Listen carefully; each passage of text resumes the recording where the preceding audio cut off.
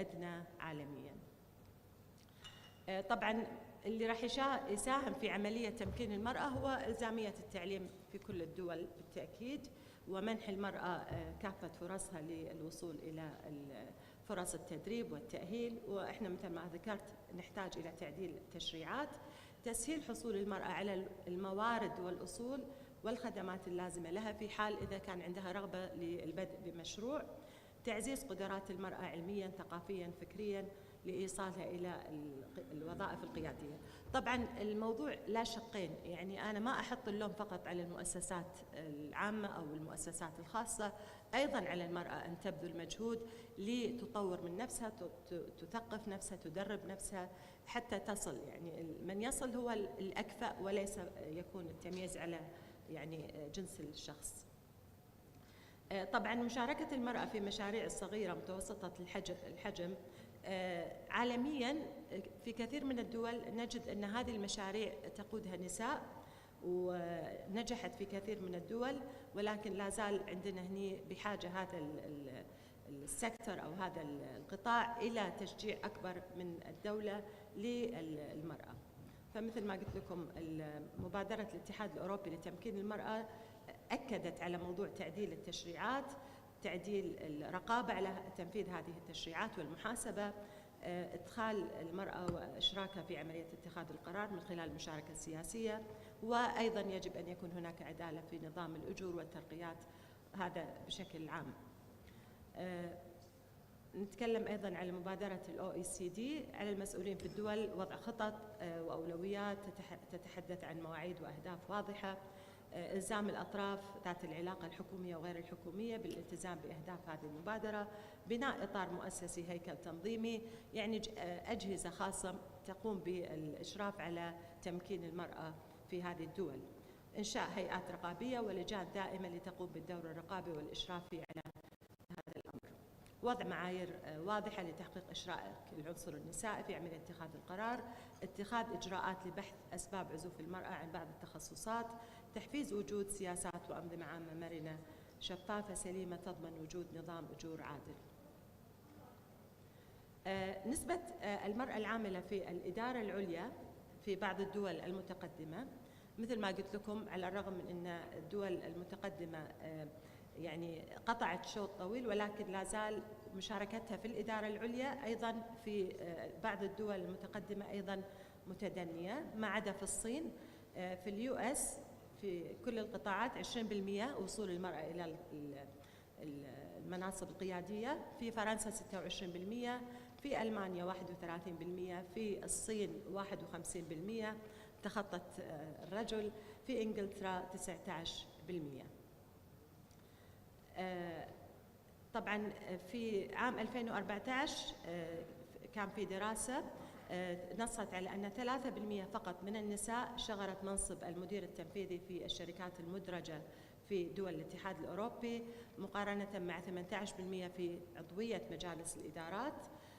أيضا في دراسة أخرى بعد هنا في بورصة استراليا نتيجة فرض معايير الحوكمة بشأن تمثيل نسبة المرأة في المناصب وفي المناصب القيادية وفي مجالس الإدارات، ارتفعت النسب من 8% إلى 31%، ولا زالت في تصاعد. في بريطانيا أيضا بعد إعلان تقرير ديفيس ارتفعت النسبة من 12.5 إلى 21%، وهي أيضا في تصاعد. في الدنمارك بسبب صدور قانون سنة 2012 فرض على الشركات المدرجة خلق توازن في التمثيل، أيضا ارتفعت النسبة. في فرنسا نفس الشيء، ارتفعت النسبة من 8% إلى 30%. في النرويج من 9% إلى 40%. في بعض الدول قد تصل عقوبة عدم الالتزام إلى شطب الشركة من الإدراج في البورصات. فواضح أن في معظم الدول لم ترتفع النسبة إلا لما تم إقرار قوانين لتمكين المرأة في القطاع الخاص. طبعا آثار تمكين المرأة بالنسبة للحوكمة، أيضا معايير الحوكمة فرضت على الشركات أن تشرك المرأة في المراكز القيادية وفي مجالس الإدارات، وأيضا مثل ما ذكرنا أن بعض الأبحاث تؤكد هذا الأمر، أن تحسين أداء الشركات، خذوا عينة من فورتشن بس 1000 كمباني، ولقوا أن في علاقة كبيرة بين أداء الشركة الأفضل مع وجود امرأة في مجالس الإدارات. أيضاً فوق عندنا المرأة تساهم في تقديم آراء مستقلة وإبداعية للشركات. تفعيل الدور الرقابي يكون أكبر عند مشاركة المرأة في مجالس إدارات الشركات. توصيات طبعاً في النهاية أن الكويت يجب أن يتبنى البرلمان والحكومة قوانين أكثر لموضوع تفعيل تمكين المرأة وأيضاً وصولها للمراكز القيادية. تمكين المرأة سيكون له انعكاس وأثر إيجابي في حال تفعيله على المجتمع وعلى الاقتصاد. تفعيل وتشجيع وتأهيل العنصر النسائي للمشاركة في عملية اتخاذ القرار يجب أن يتم من خلال التعيين في المناصب القيادية في المؤسسات والهيئات. لا زالت الهيئات يعني المرأة ما قدرت توصل حق الهيئات الحكومية بسبب يعني يمكن عدم، لا زال الأمر يحتاج إلى أن يكون هناك دعم حكومي لهذا الأمر. على الدولة طبعا تشجيع الكوادر المؤهلة من النساء للترشح في الانتخابات البرلمانية لإشراك المرأة في عملية اتخاذ القرار والجانب السياسي. أنا شاكرة لكم على حسن الاستماع، وإذا في أي سؤال أو خلاص شكرا.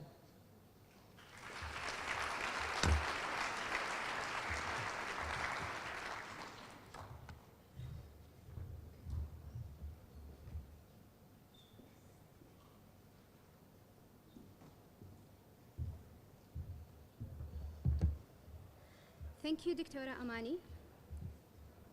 Thank you, Dr. Amani, for such an insightful and powerful keynote.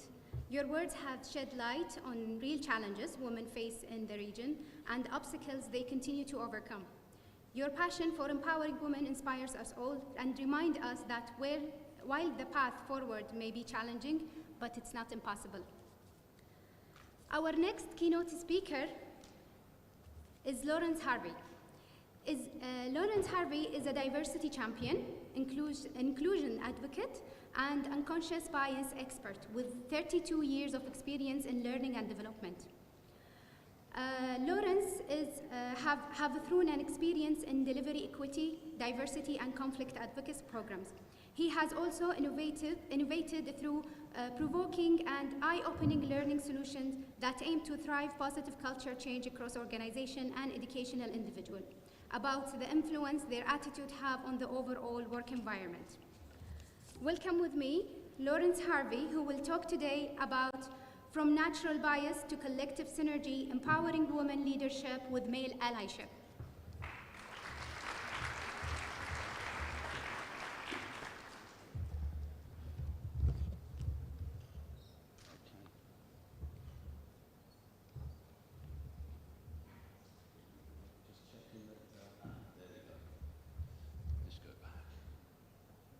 I don't like technology.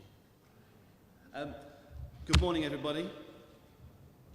I'm Lawrence Harvey. I'd like to get to know all of you, but we just haven't got time. I've missed my flight, so I hope to get to know some of you as we go through the session today and later on today for networking. So what about me and what we're going to do today? Well, I've been travelling around now for 20 years delivering sessions like this. Before I did this, I spent 12 years as a police officer in Northamptonshire Police in the UK. But I've been involved in learning and development for 32 years. That started just after I joined the police service, where I used to come off the streets from my general duties and train police officers and police staff in conflict avoidance, physical intervention and personal safety. And I now specialise in conflict avoidance sessions and equity, diversity, inclusion sessions. Now, they might sound like two completely different subjects, but in essence, for me, diversity is all about accepting and respecting differences in people. And if you can't or won't accept or respect differences in people, that often naturally leads to those conflicts. So for me, the two subjects tie together quite well.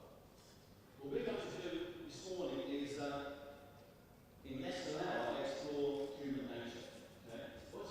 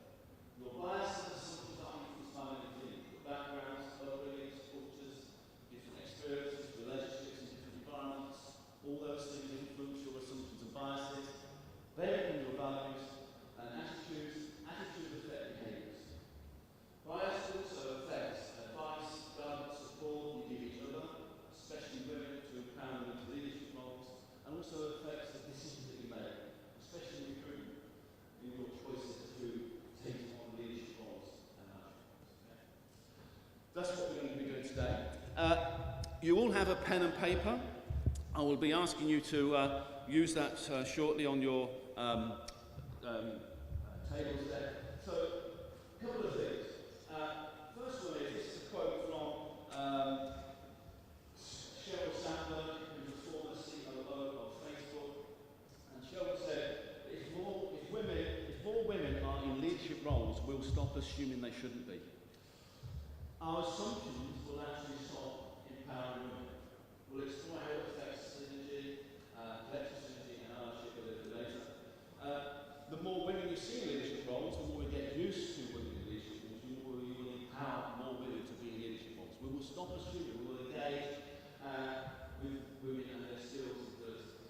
Another quote something else I want to mention to you about assumptions, how it can hold people back. Do we have any runners in here? Anyone run in here? No runners? Oh, runners, yeah. Do you run the mile? Yeah. How quickly?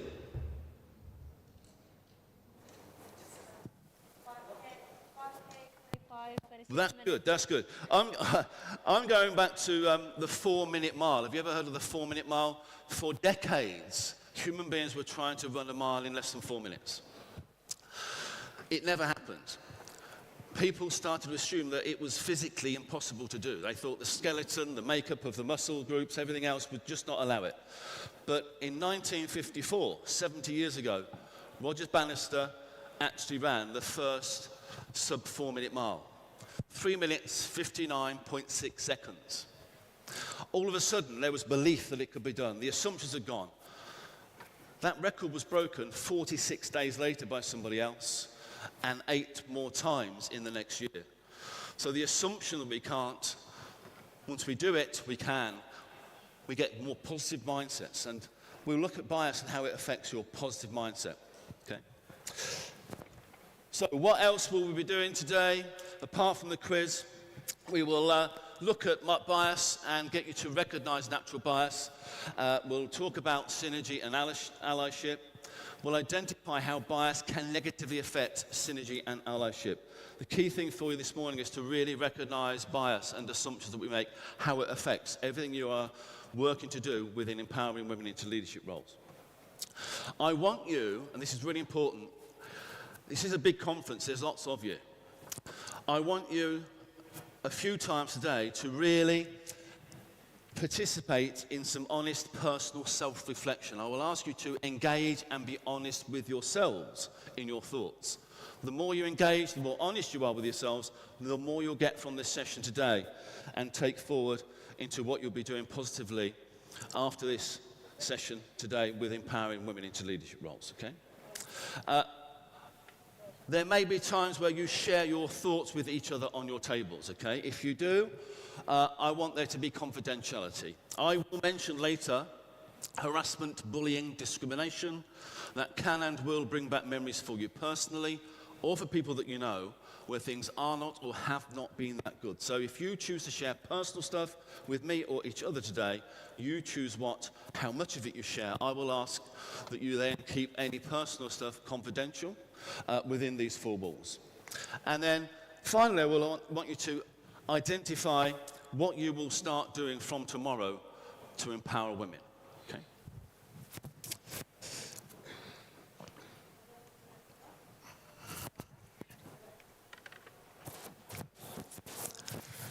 Blibber's not working. I said I didn't like technology.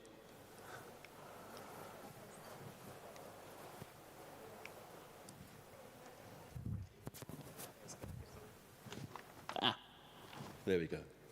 Thank you. Is that me or the blibber? Okay, so what is bias? One definition of bias is a tendency, inclination, or prejudice toward or against someone or something. Okay? A tendency, inclination, or prejudice toward or against something or someone. That will start with first impressions. 3 to 7 seconds, we get a first impression of somebody. Yeah? I want you to engage, be honest with yourselves. I want you to imagine that if when you first saw me today, if I had a 7-inch scar down the right side of my face and a spider web tattoo on the left side of my neck, What might you assume about me? 7-inch scar, spiderweb tattoo, what might you assume about me? Who wants to shout at me a thought they may have? Tell me. No, right or wrong? Tell me, what might you assume? 7-inch scar, spiderweb tattoo. Say again? Gangster, gang leader. What else? Come on, 3 more.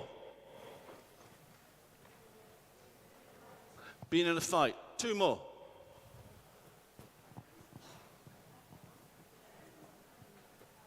Have we got the mics? Can you just shout that for me? Businessman. 1 more. 7-inch scar, spiderweb tattoo. Assumption.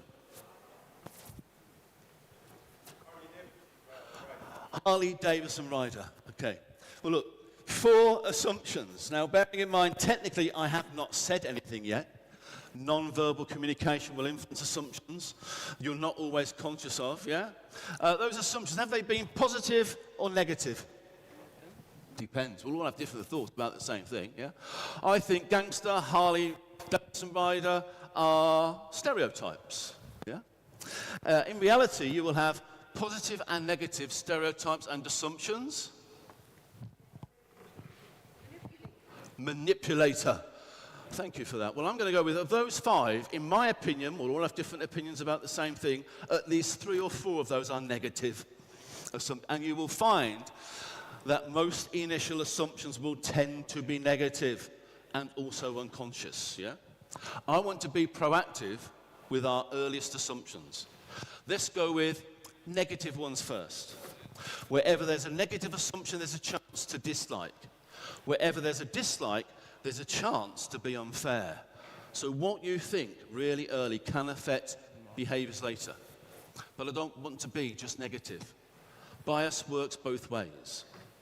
Be honest. Sometimes you will have likes in the first 3 to 7 seconds, won't you? Let's be proactive with those then. Wherever there's a like, there is still a chance to be unfair. This time through favouritism.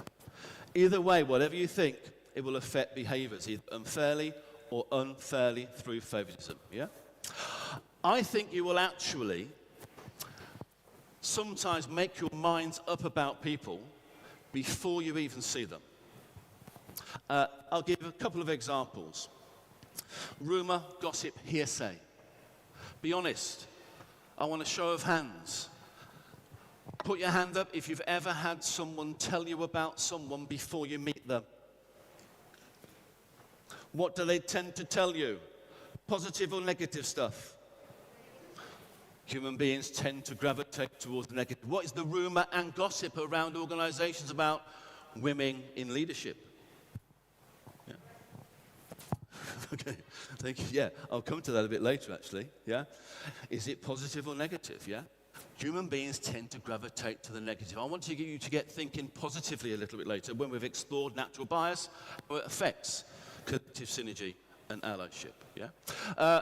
Big question here then for you, be honest. Do you ever tell people about people before they meet them? What are you telling them then? I'll be devil's advocate. Why can't we all make our own minds up about people, yeah? Have you ever heard the saying, think before you speak?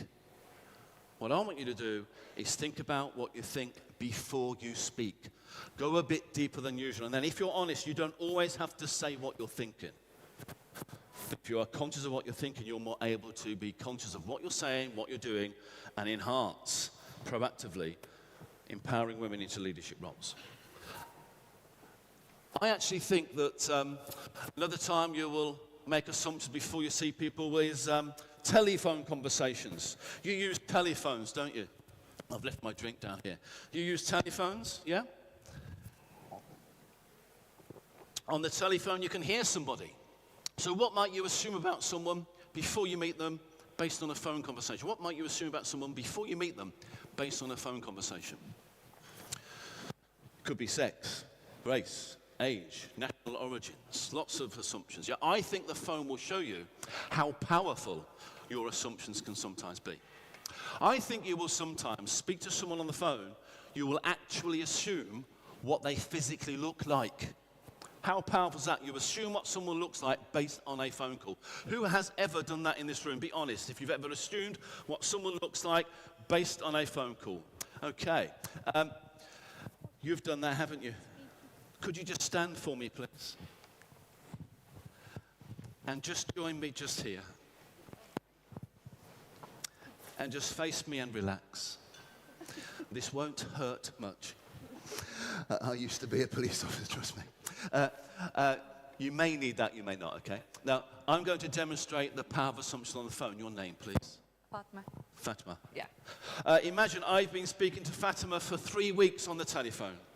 Today I get to see Fatima for the very first time in real life. I guarantee you'll at least think this. Sometimes you might even say it. Fatima, it's great to put a face to the voice. Great to put a face to the voice. But what I'm really thinking is this. Are you sure you're Fatima? Excuse me, are you sure that's Fatima? Fatima, I thought you'd be taller. I thought you'd be wearing a long, flowing, flower print dress with knee-high brown leather boots.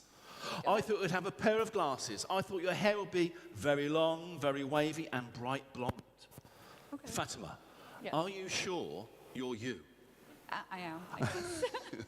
Think about this and be honest. If the reality does not match the picture you have assumed, if the truth does not match your assumption, you will sometimes question the truth. Are you sure you're you? Thank you, Fatima. Give Fatima a round of applause. If you can just hang around with that, yeah?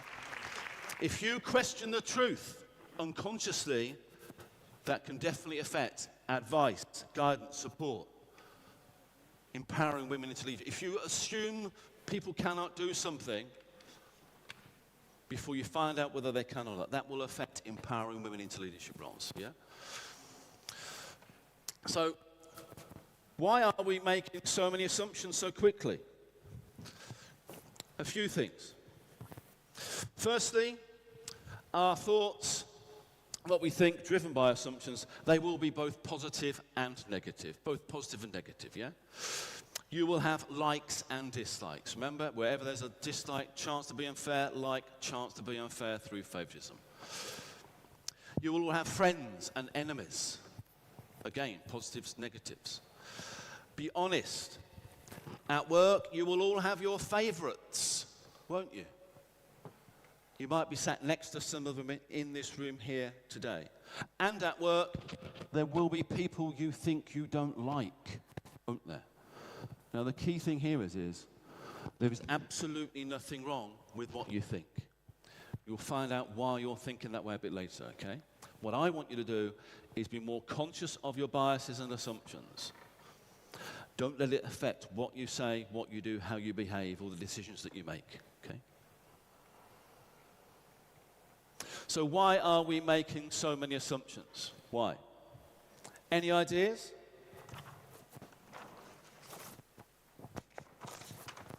I want you to think about it. Don't have to shout at me. We haven't got enough microphones for everybody. Hi. Yeah? Say again? Hi. Here.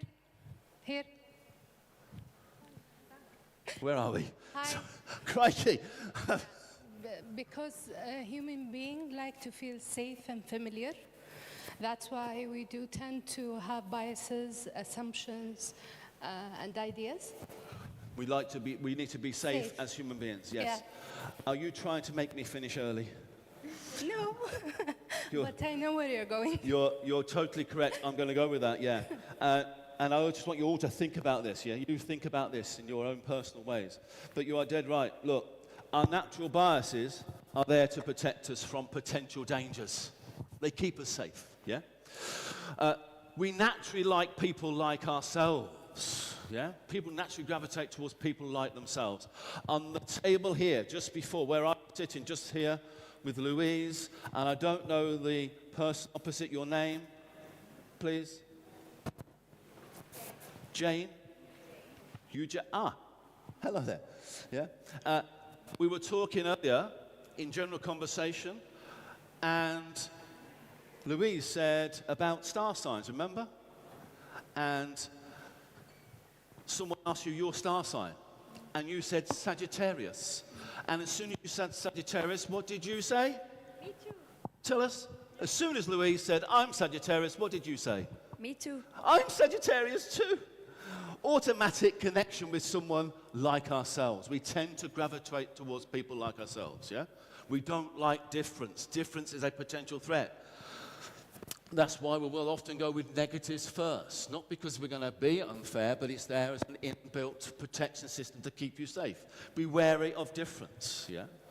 Women in leadership roles is different to some of our usuals and norms. We will react sometimes negatively to that. We naturally gravitate to people like ourselves. We like things to be usual and normal. When things are usual and normal, we are safe, we will survive. Anything outside our usual or normal, we will tend to have a negative assumption it affects decisions and behaviors later. We are creatures of habit. Apparently, our brains make 4.5 million transactions a second, so you will never be conscious of everything you're thinking. I just want us to be more conscious. Don't let it affect what we do and how we empower women into leadership roles today. To empower women in leadership roles, you may need to break or change some habits. We need to make change, yeah? Apparently, to change a habit, you have to do something 70 times. So don't get complacent. You need to keep doing this. But don't be paranoid, don't overthink it. You're doing lots of good work at the moment. This is about giving you extra information to empower you to do it even more, yeah? Bias is about you and your safety. Yeah? It's about your survival instincts. Empowering women is about them. Your bias, natural bias, will affect empowering women. Your bias is about you, your safety. Empowering women is about them. So we need to get into the right frame of mind to be considering and supporting and assisting women, others, into leadership roles. Have you ever heard of the saying, fight or flight? You ever heard of fight or flight? You ever heard of friend or foe? Think back to the 7-inch scar spiderweb tattoo. If you think someone is a fighter and a gangster, are they going to be your friend or your foe? If they are potentially your foe, you will go with a negative assumption. You will be more wary of them early on. You might not engage with them as much as someone that is like you. If you have a scar spiderweb tattoo, you see someone else with a scar spiderweb tattoo, they are like you, you will probably engage with them more. We all have those likes, dislikes, favorites, people we think we don't like, okay? I want to explore, before I talk about empowering women, a fight, flight, and freeze in day-to-day situations, okay? Because this is all about your emotional and rational brain, your amygdala, limbic system, built protection system to keep you safe. Your survival instincts, keeping you safe, are behind your natural biases, okay? Fight, flight, freeze affects every single thing you do or don't do, okay? So in this room, can anyone recognize where fight, flight, or freeze may have happened for you or anyone else since you walked in here? When may fight, flight, freeze have happened for you or anyone else since you walked in here? Well, I'm going to go with Fatima. Is Fatima there? Fatima? We need the microphone. Can we have the microphones in the middle so that we can we have microphones, please? Hello? Excuse me? Can you stand in the middle, please, so we can get you a bit quicker? We've just got one mic, have we? See if you can go to Fatima. Is there another mic somewhere, roaming mic? Okay. Fatima? Yeah, Be honest with me. sure. When I asked you to join me, did you really want to join me there? Yeah, I'm fine. Did you really want to join me? Yeah. Okay. So you were happy. When I asked Fatima to join me here, what did any of you others think? She's in trouble? What did any of you others think? Thank goodness it's not me. If you think, thank goodness it's not me, you will go into flight. Some people will start to slide down the chairs under the table so I don't get to pick on them. Yeah? Or you will allow me to carry on, freeze, allow me to carry on with Fatima. Thank you, Fatima. Thank you. Could fight, flight, or freeze have happened for me in this room today? Could it? Did you think about me before I asked? We tend to think about ourselves first. When we're safe, we again start thinking of others. Do you think I'm feeling happy up here in front of 240 people? Do you think I might want to flight away as quickly as possible to get some water so that I can survive? Yeah. Now, I don't want you to go back to work tomorrow and have a fight. Yeah. Fight in this context is where you have to go to have awkward conversations, okay? Do you ever have to have awkward conversations in your lives? Do you like having awkward conversations? Depends, yeah? Human beings will tend to keep quiet or go along with things that they don't like. To empower women into leadership roles, you need to have more awkward conversations early before things get complicated. What do human beings do with complicated things? Avoid them or go along with them. So you need to have more awkward conversations. Go into fight mode, okay? When it comes to empowering women into leadership roles, men need to accept that women belong in leadership, not fight against it. You need to believe they belong and not fight against it. Men need to go along with what they can do to help women attain leadership roles. Go along with, acquiesce. Do something you might not want to do to enable women into leadership roles. Women need to fight for the assistance of men to help them achieve leadership roles and not keep quiet, which is flight, or just accept, which is freeze, that they are not meant for leadership roles by men.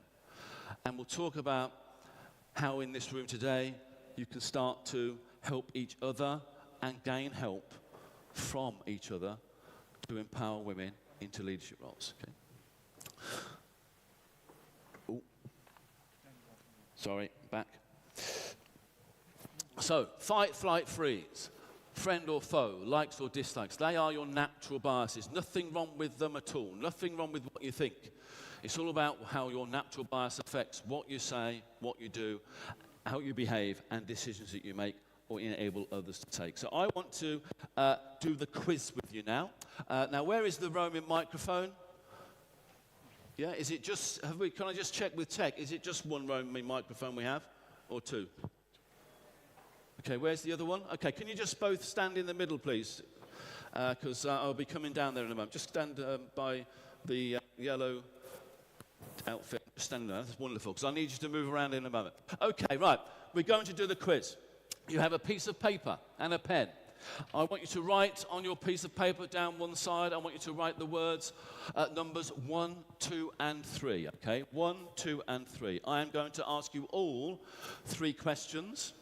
You all potentially have an answer to each question, so please give it some thought. If you get an answer, write it down. If you haven't got an answer, you can leave it blank. Not all of you will have 3 answers. I need you to engage and be honest with yourselves. That's how you get the most out of this. And I also need exam conditions, please. It's your perceptions I want to explore. And you are human, whether you know you're doing it or not. Some of you will strain your eyes and necks to see what others have seen. I'll tell you if you've done it. When we've asked you the 3 questions, I will go back, debrief them one by one. And all of the questions are about me. All of the questions are about me. So question 1 then is this. I want you to write down what car you think I usually drive. It can be make, shape, size, or color, whatever comes into your head. If you get an answer, write it down. If you haven't, you can leave it blank. What car do I usually drive? Just let some of you, exam conditions, please. Just let some of you finish. Okay. Question 2. What might be one of my hobbies? What might be one of my hobbies? Give it some thought, get one, write it down. If you haven't, you can leave it blank. Not all of you will have 3 answers. Sometimes on hobby, some people have more than one thing comes into their mind. Sometimes you have a list of 2 or more of my hobbies.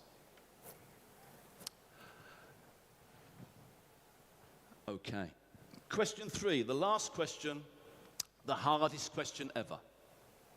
Really need to engage, be honest with yourselves for question 3. I want you to think back to the very first moment that you ever saw me today. Think back to the very first moment you ever saw me. And in the first 3 to 7 seconds of seeing me, I want you to write down one thing that you did not like about me. And that can be absolutely anything at all, in any way, shape or format whatsoever, because this is your own personal perceptions you are exploring. Think back to the very first moment you saw me, first 3 to 7 seconds of seeing me, write down one thing you didn't like about me. That can be absolutely anything at all. In fact, some of you might have liked me in the first 3 to 7 seconds, but now you don't like me. Write that down. Question 3 is your honest personal self-reflection. First moment you saw me to this point in time now, anything at all you didn't like. It's just the foe instead of the friend. It's the dislike instead of the like. It's the negative instead of the positive. That's all that is, okay? Some of you might need more paper. Okay. Right. Let's debrief the quiz. I will come to 2 or 3 of you. We won't get to everybody, just to find out what you're thinking. So who would like to tell me their car answer first, please? Who would like to tell me their car answer first? Can we have the microphone, please? Could you please stand for me? We will hear your contribution better. Is that okay? Can I have your name, please? Layla. Layla? I think you drive an old Cherokee. So exactly what did you write, Layla? An old Cherokee. An old Cherokee? Yeah. Okay. Layla, we're going to pay attention to everything you say. Be honest. Okay. Why have you given me an old Cherokee? Your shoes. Is that it? Yeah, and you mentioned running, which is I put part of like number 2. So you're dressed modestly, not in a flashy way or whatever. And I think you value money, and you would see the functionality of a Cherokee. I only asked you what my car might be. What is it? Now I value money. Interesting thing is, the first thing you mentioned was the shoes. And you know what? What did you do when Layla mentioned my shoes? You're checking my shoes. So, and the brand. So what people are telling you is influencing their assumptions about them. You start looking for evidence, don't you? Okay. I think, Layla, please stay for me. Okay. I think you're proving your survival instincts are influencing what you're assuming about me. Because, Layla, at some point in this room, you have looked me up and down. Yeah. You've looked me up and down from top to toe and spotted the shoes. Yeah? That means I value money. I mean, you don't throw it around. Oh, why wouldn't I throw my money around? Because you're wearing basic clothing and comfortable shoes. So it's not too high-end. You asked for these 3 questions. Oh. I mean, answers. So. Hey. Oh, no, that's right, yeah. That's what we're exploring, yeah. And do you like old Cherokees? I do. I like old cars that have character. Okay. You like old cars with character. Do you think the Cherokee has character? Maybe it's my nostalgic side, but it reminds me of the 90s and where cars are a bit more boxy. They're a bit more? Boxy, like Boxy. squarish and Yeah. not rounded. And Are they the ones that you like more? actually, yes. So you've given me the old car, the boxy type, that you like more. Yes. Do you like me? You're okay. So far. So far. Now, did you notice, Layla, stop and think? Yes? When you write the answer down, you go straight with your first thought, your first impression. We're now getting you to think about what you think. And I like the fact when I said, do you like me? You stopped and thought, so far. Well, I am the stranger on the territory, yeah? You don't know what car I drive. And when you don't know something, you are in the unknown. As a human being, that will trigger your natural survival instincts. And what you tend to do is you fill the gaps with what you do know. You like old cars with character, the boxy types that you give me. There might be a bit of stereotyping in that assumption about me as well, yeah? So think about this, please be aware of. Where might you now be filling in the gaps instead of getting the facts about women and their ability to be in leaders? Where might you be filling the vacancies with what you know and not filling them with people that have the skills, abilities, but it's not usual, the women? Thank you for that, Lena. Give Layla a round of applause. I'll have that. Who had a totally different car that perhaps have a colour with the car? Who's got a car with a colour? Anybody? I'm coming over to you, sir.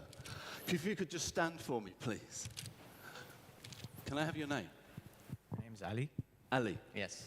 Ali, I'm just going to stand a little bit away from you because when you're speaking there, it's not doing my ears good. So, Ali, can you please tell me exactly what car did you write for me? Exactly. BMW 2019 750i, and the color is blue. BMW 750i 2019 blue. Yes. That's pretty specific. Some assumptions will be more specific than others. Depends on what you know about cars, what you want to know about cars, what sort of day you're having. Your mood is key to this because emotions trigger biases. So you've got to be in the right frame of mind to want to empower women into leadership roles. Why have you given me a BMW 750i blue Yes. that's 2019? Why? Nice and loud for me. The way you talk and the way you dress. So this is number 2. Yeah. And you've been standing steady. So I think you like the German cars, which are steady. This is me. Don't judge me. I'm just, sitting on. Ali, I will be judging you because I'm human. We are always judging everybody. We're not always conscious of it, yeah? And the glasses too. Oh. So you're sophisticated and Keep going, Ali. I'm now sophisticated. You want me to go? And you like reading. This is number 2. And running. Now, I haven't actually got to number 2 yet. Okay. But what you've already done is you've connected number 1 to number 2, haven't we? We are constantly making new neural networks, shortcuts to manage all the information we have. Those shortcuts become our habits. We are creatures of habit. You're doing it in here. We're doing it constantly. But now you're currently aware of that. Okay. Yes. Well, why have you put reading? The way you talk also, and the glasses that you wear, and some terminologies that you use in the speech. So I guess you're a reader. Yeah. You guess I am a reader. Yeah. I guarantee your assumptions are never guesses. Yes. Your assumptions are your facts because they keep you safe. What do you mean then? Why would I go for German cars? They are steady. How would you know? When you asked the first question, this the first thing that came into my mind. Have you ever driven a BMW? I'll be honest with you, no. Do you know anyone that drives Yes. a BMW 7? Yeah. Do you? Yeah, a good friend of mine, actually. Okay. Can you hold that a bit closer Yeah, to me? a good friend of mine. So a good friend of yours drives the BMW 750. What colour? Blue. Blue. Yes. What year? I would say an older version of it, 2014, Oh. 15 maybe. So everything's similar to me. Yeah. Are you happy to share that person's name? Mohammed. Mohammed. When was the last time you saw Mohammed? 6-7 years ago. 6 Yeah. or 7 years ago. How often have you thought about Mohammed in the last 7 years? Not that much, actually. Well, we got. you might think not that much, but Okay. unconsciously you've thought about them today, haven't you? Yes. Mohammed. Now remember, you don't know what I drive. When you don't know something, you will fill the gaps with what you do know, based on experiences, backgrounds, upbringings, cultures, positives and negatives of Yes. those, yeah? So you've given me the same car that Mohammed has, Yes, sir. that you have not seen for 7 years. Yes, that's true. Anything else about Mohammed that links to me? No, not that much. Only the style, maybe. The style that you... Okay, yeah. Yeah, thought might be you a bit of dressed. stereotyping going on as well then. Yes. Okay, well look, this is someone you haven't seen for 7 years, influencing what you might be thinking about me in this room this morning. That's how powerful our bias is. Your emotional brain will never forget anything. It's there to keep you safe. It influences assumptions we make about women in leadership roles. And we can see how it can affect thoughts about others. Do you like Mohammed? Yes, he's a best friend. Yeah. You've given me the same car, colour, engine type that your best friend has. I'm going to go with, it's a positive. Okay. You don't know what I drive. You've filled the gap with what you do know, and you've gone with likes. Nothing wrong with likes or dislikes. The only thing is, Mohammed now has a like for me. There is a chance that Mohammed could be unfair to all of you through favouritism towards me. And we all have our favourites, and we all have people we think we don't like. We need to accept what we're thinking. Nothing wrong with it, it keeps you safe. Accept what you're thinking. Don't let it affect what we say, what we do, and how we support women into leadership roles. Give Mohammed a round of applause. Thank you, Mohammed. Ali, I've got you mixed up with your friend now. I do apologise. Now, I'll just ask this one more thing on car. It sometimes happens. Did any of you have a car answer for me, and in any way with that car answer for me, did any of you in here give me children? Did anybody give me children? I'm coming back to where I started. I'm coming over here. If you could just stand for me, please. And just join me here, just so we... Now, your name, please. Rowan.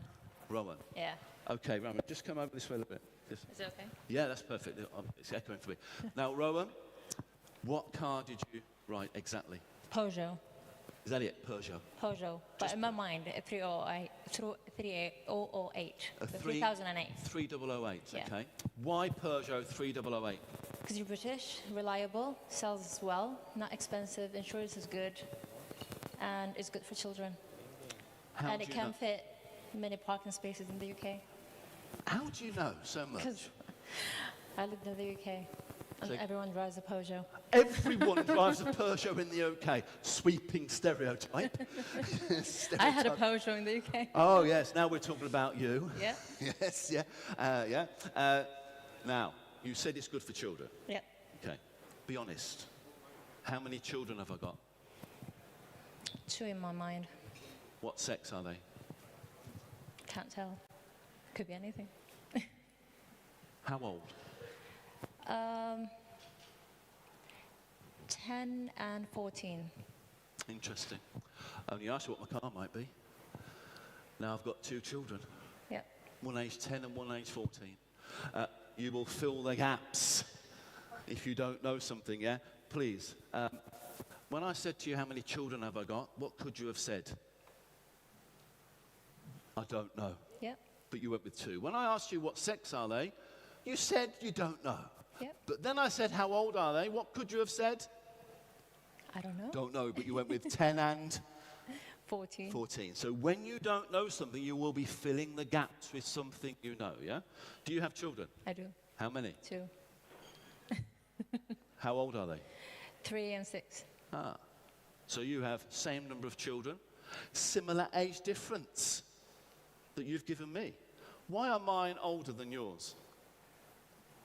Because you're older than me. Oh. How old am I? I can't tell. Ah, at last, at last. We're saying don't know or cannot tell. Now, you may be thinking something, but you don't have to say what you're thinking. Accept what you're thinking. Don't let it stop us empowering women into leadership roles by filling the gaps instead of finding out facts, yeah?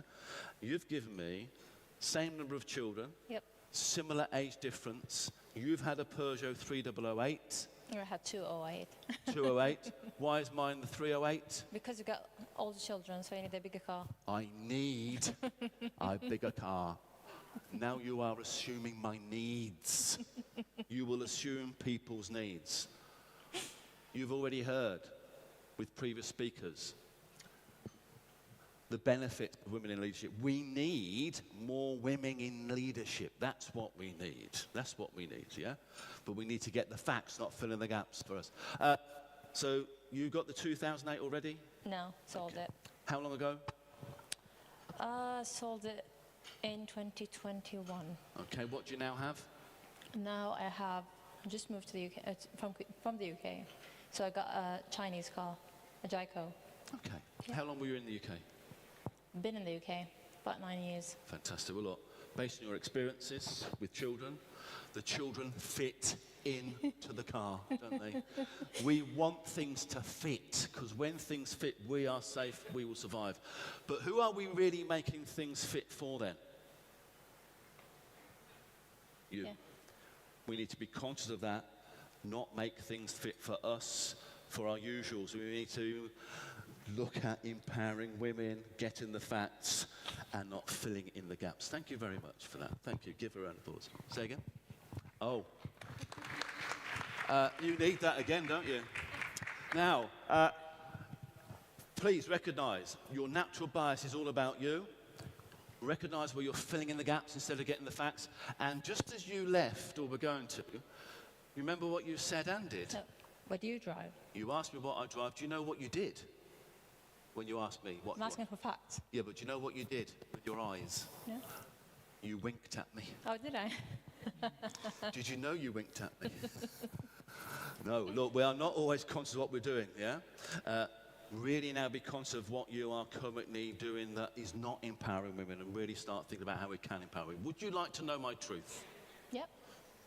Why would you like to know my truth? Because I'd like to know the truth, if I get it right or wrong. And I'd like to know you as a person. Oh, I like the way that me as a person comes third. I like the fact that you'd like to know my truth, and one of the reasons is to see if you are right. I do like to be right. We all like to be right, because when we are right, we are safe, we will survive. Our natural instincts will make us want to be right. The problem here is that you are now not interested in my truth. You're really more interested in whether you've got it right or not. So everything is about us if we let it be. Everything will be about men in leadership roles if men and women let it be, yeah? I will tell you my truth. Are you ready? Yeah. I drive a Mercedes. Oh, fair enough. Excuse me, what happened? She said You're a Volvo. disappointed? It's all about you. Who celebrated when I said Mercedes? Well, that says a lot about Mercedes in here. But whatever's going on with others will disappoint others, or we will celebrate with others, yeah? The key point here is I don't want you to be disappointed with what you're doing. You need to really be thinking about what you can do better than you currently are. And remember, your natural bias will get in the way of that, okay? Hobby. One person hasn't spoke to me yet. Please, who wants to tell me their hobby for me?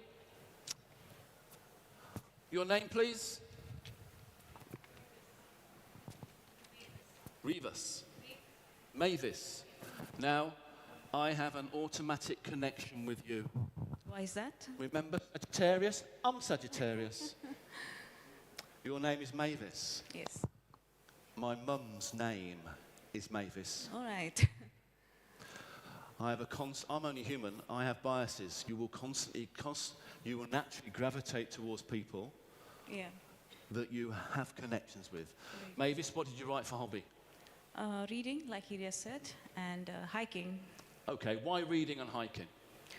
Well, you're a very confident speaker, so that my assumption is that you must be reading a lot to be able to speak so confidently and in a big crowd like this. Okay, I must be reading.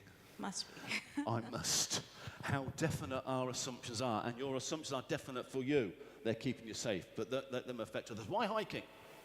Well, you seem fit and you seem like a sturdy person, so when it comes to that, the kind of exercises or the sports that we indulge in reflects that. Okay, so I look fit, so I have the ability to do hiking. Yeah. We will sometimes assume abilities instead of finding out the facts of abilities, accepting them, even if it's different to what we may think about women and their abilities, and empower them into the right jobs. So you've gone with hiking and reading. Yes. Thank you. Thank you for that. Shall we move on to the last question, or anyone got any questions? Would you like to know my truth? Hobby? Would you like to know my truth? I play drums in a band. Why is that nice? It's all about you again then. You like drumming, I do drumming, now it's all about you. You laughed when I said I play drums in a band. Because I didn't think of it. What did you think it was? You, the outdoor kind. I'm the outdoor kind. So yours was a stereotype, and when I tell someone else my truth, some people will laugh at someone's truth because they didn't think about it. We need to accept the facts, but not fill in the gaps. And the last question, question 3. If you wrote anything at number 3, I want you to put your hands up, please. Be honest, if you wrote anything at number 3, put your hands up for me. Put them right up so I can see. Some of you at this moment in time will not be putting your hands up, even if you've got something at number 3, because it's awkward. Anyone that wrote anything at number 3, look at what you wrote at number 3. Look at what you wrote. Think about it and be honest. Who is your answer at number 3? Who is it really about? And I guarantee it's probably you. And if you can now start recognizing that all of your biases are about you, not others, then your bias does not have to affect empowering women into leadership. Yeah? Okay, right, let's get to the last part. I've got some reflections for you. Let's make sure I can find my blibber. Right, where is it? There it is. Okay, so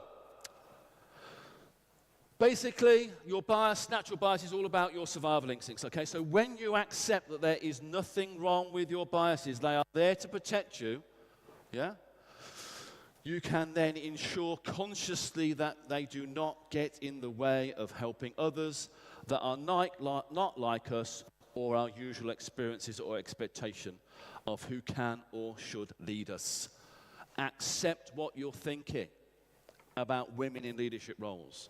Accept it, nothing wrong with it. But don't let it affect what you are already doing and will continue to do with regards to empowering women into leadership roles, okay?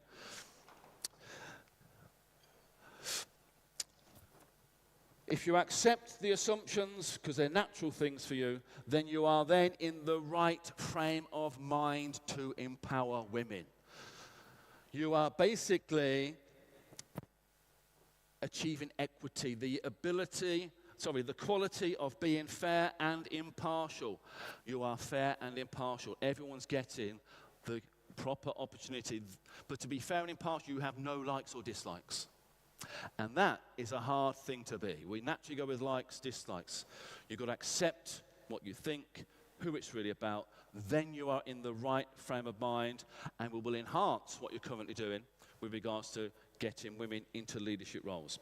Okay, now, I have a couple of thoughts for you, okay? I wanted to do this with you on your tables, but guess what? We have lots of people of the same sex all sat together on most of the tables. Those tables that have not had allotted names are from the second, third, and fourth row back, yeah? Put your hand up on those tables with no allotted names. Put your hands up if you're sitting with your friends who you work with, who you know. Yeah.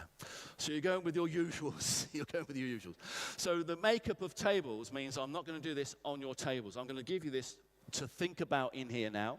So engage and be honest with these thoughts, because I want you to share these thoughts at the breaks, during lunch, and afterwards, okay? So the thoughts I want you to consider, please, I want you to do this. For men, the task is, I want you to list. You've got 2 minutes now to do this. I want you to list what you currently like about women in leadership roles. What you currently like about women in leadership roles. So we are now thinking of the positive, not the natural negative. And women, I want you to be honest and think, list what you would like men to do to empower women into leadership roles. So we've got men thinking about what they like, and we've got women thinking about what they would like men to do to help empower them into leadership roles. Take 30 seconds to jot those thoughts down, because I want you to think of this, because I want you to do something with this, okay?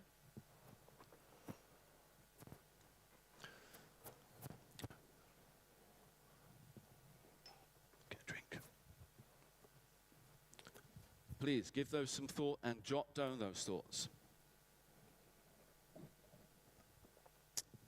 Okay, you engage however you wish to engage. I respect different people engage in different ways, not a problem.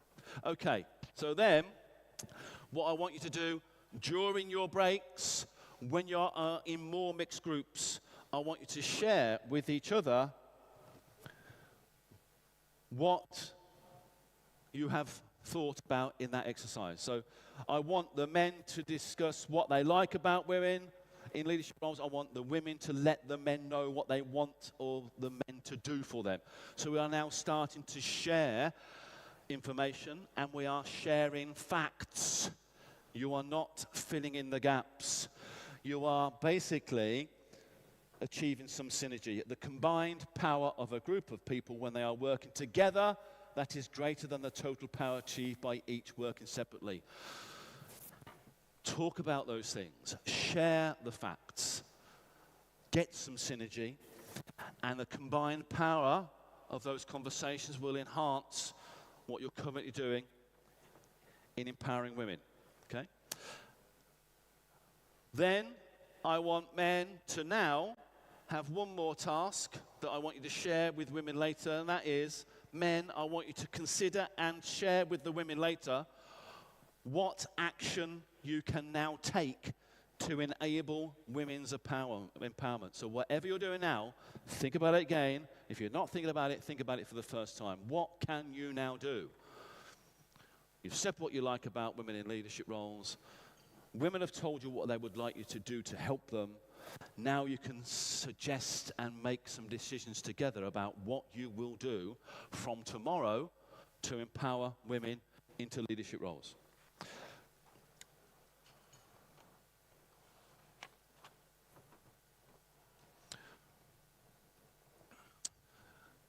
You need to actively seek out and listen to the experiences of women. Remember, we will fill in the gaps. We need to seek out the facts, okay?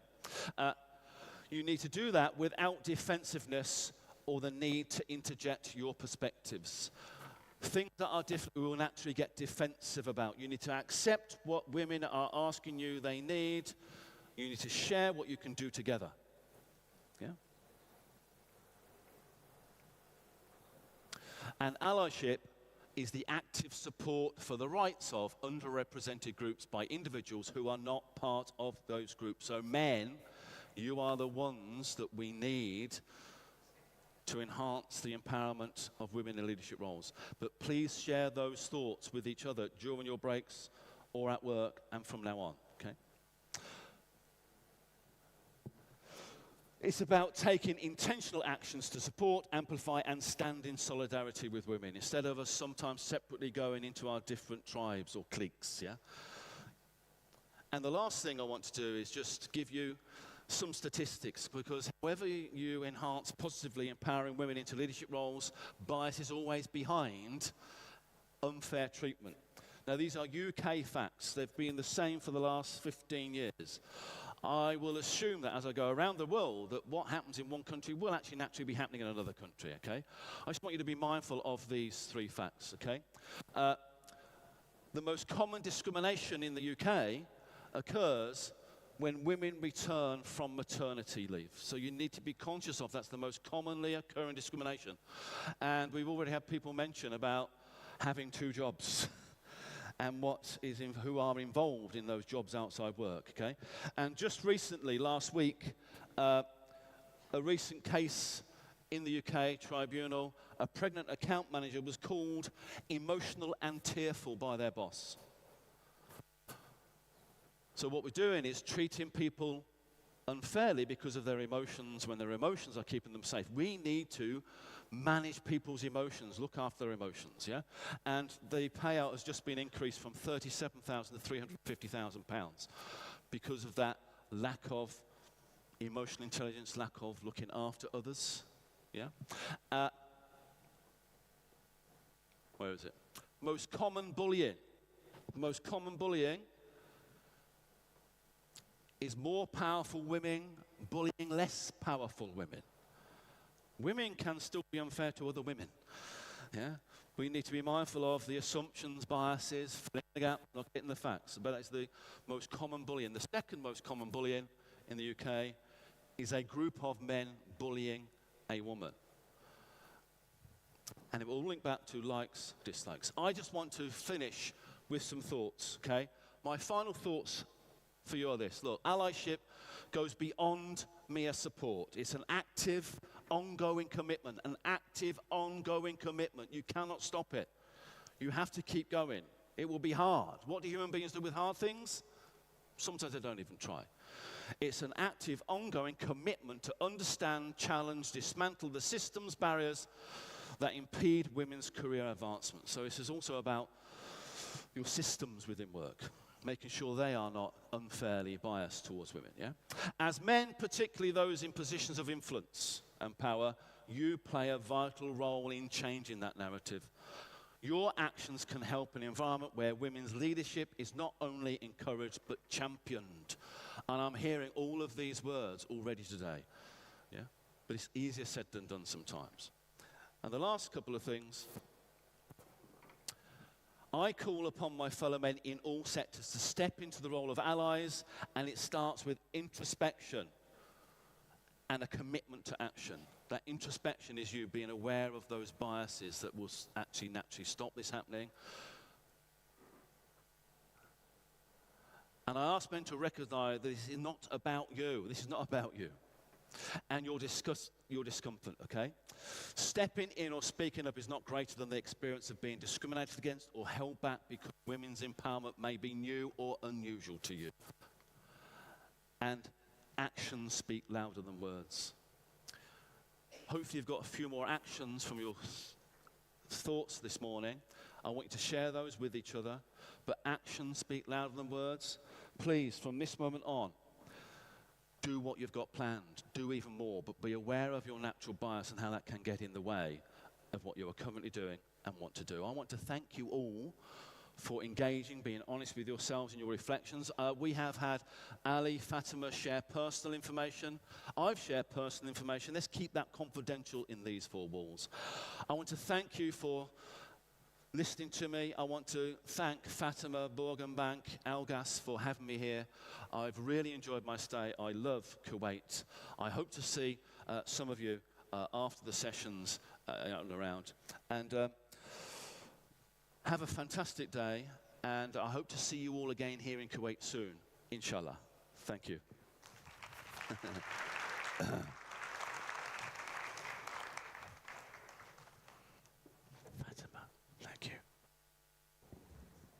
Thank you, Lawrence. I think you left us with a lot of questions and a lot of insights. I'm sure that a lot of people will come to you in the break to ask you about those questions. However, I think we are in the right place. And the proof of that is having a male presence in this seminar, a male leadership who are in the right place for the allyship and supporting our female leaders. We will have a 15-minute break and see you after the break. Thank you, everyone.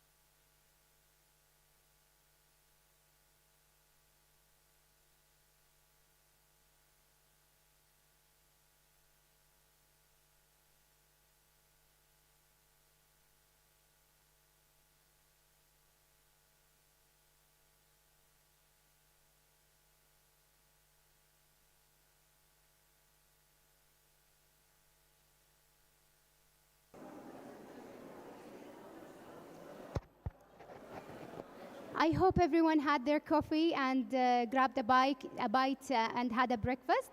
We will start within 5 minutes. Please be in your seats. Thank you.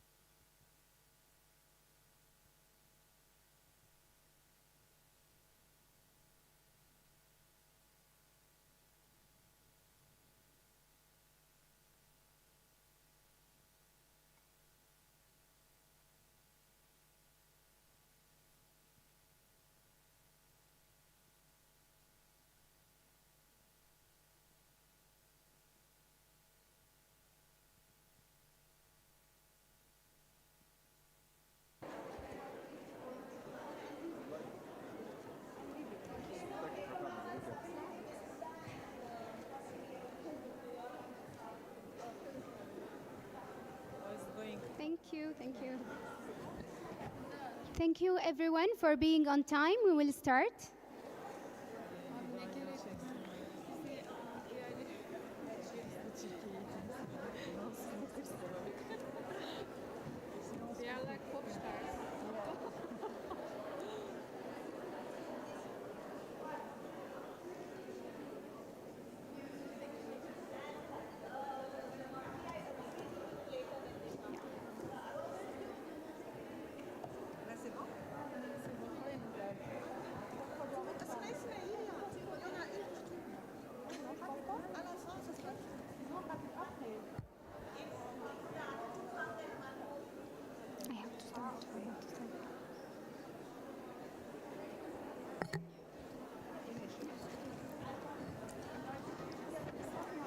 Thank you everyone for being on time after the break. We will start with our third keynote speaker, Dr. Lois Lambert. Dr. Lois is registered as a Physiologist Canada, clinical supervisor researcher, and a professor who specialized in positive psychology. For over than 20 years, she has practiced organization and educational consulting, teaching and researching happiness and well-being. Her effort to spread positive physiology and well-being programs can be seen across numerous organizations and educational facilities in Canada and Middle East, including Kuwait and UAE. Please join me to welcome Dr. Lois Lambert, who will talk about empowering women, sponsorship, support, and solutions for overcoming challenges.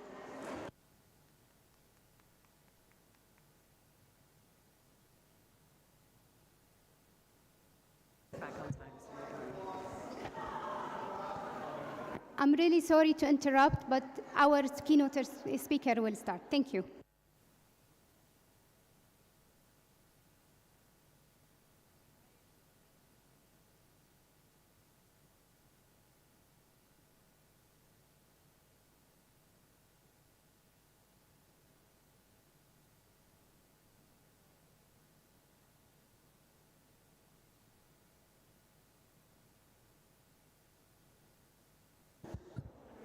Got it.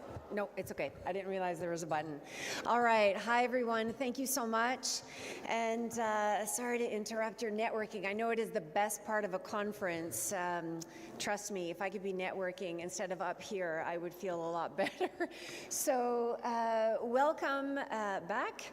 And yeah, let's launch right in. So I spent the summer in Canada where I got COVID, so I'm fine now, but this is why I sound not so great. And, you know, I was talking about coming to Kuwait, and I was walking with my mom, and my mom, who's like my biggest supporter, and she said, what are you going to be talking about in Kuwait? And I said, well, talking about the glass ceiling and the global gender gap. And my mom, bless her heart, said, oh, I thought that was done. She's 86, okay? But she really thought this was no longer a thing.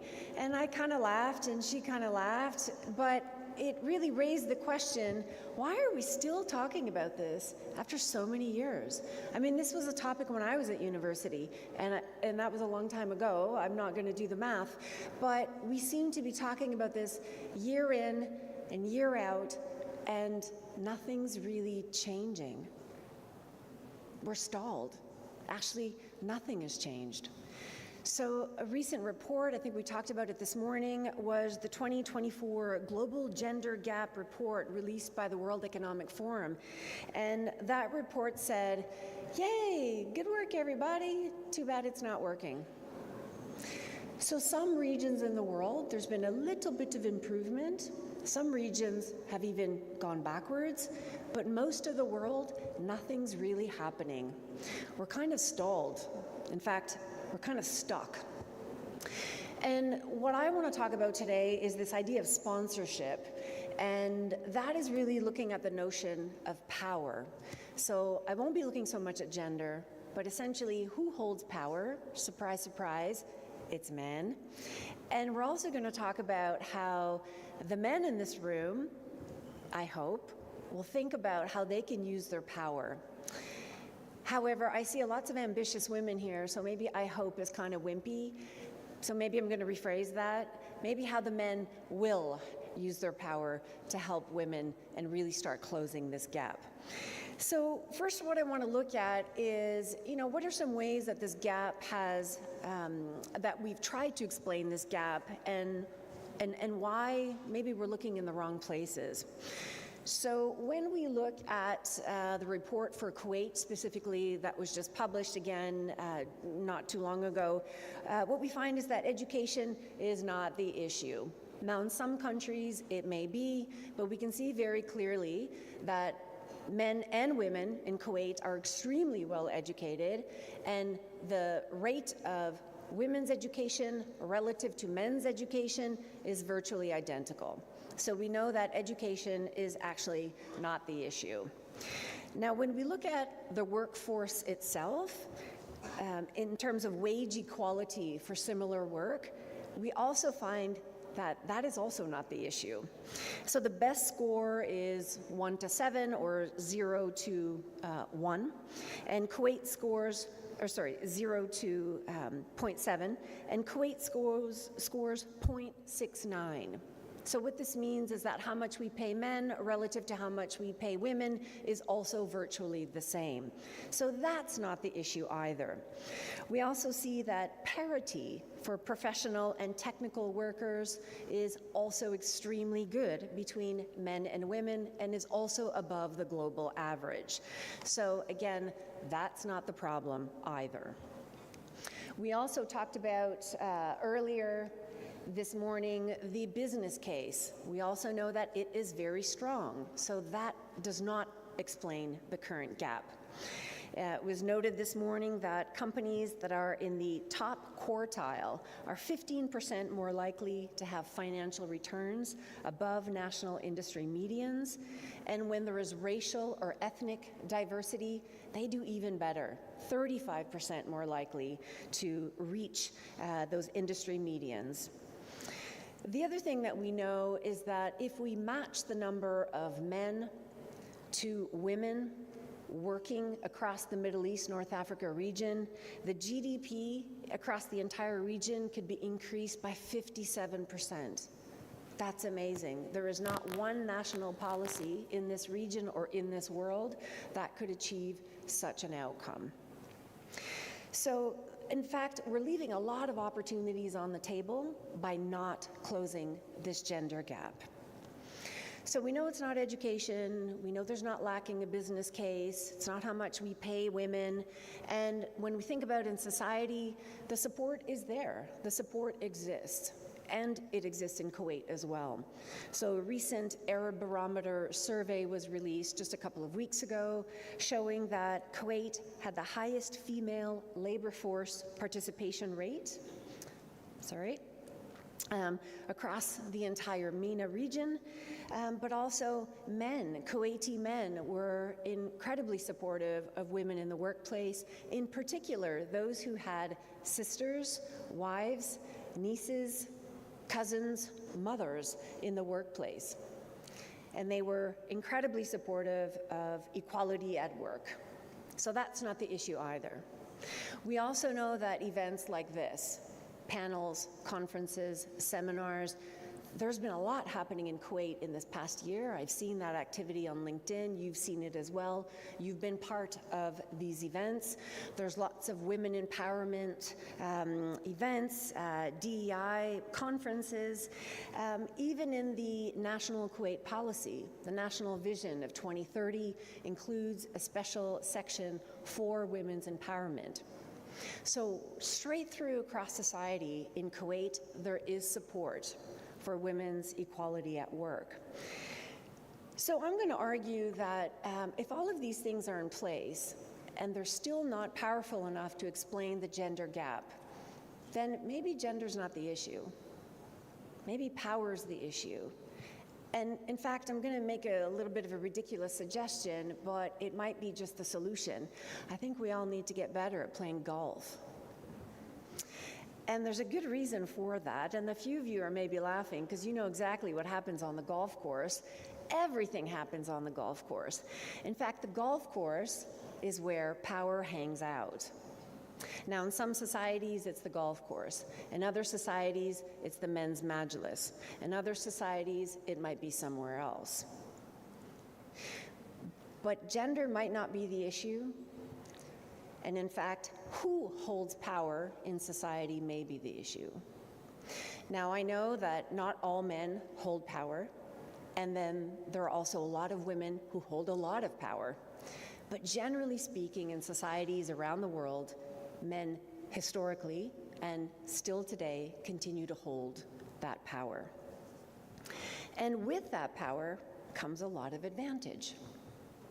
And that is what is not equally distributed. So men with power tend to share it with other men who have power.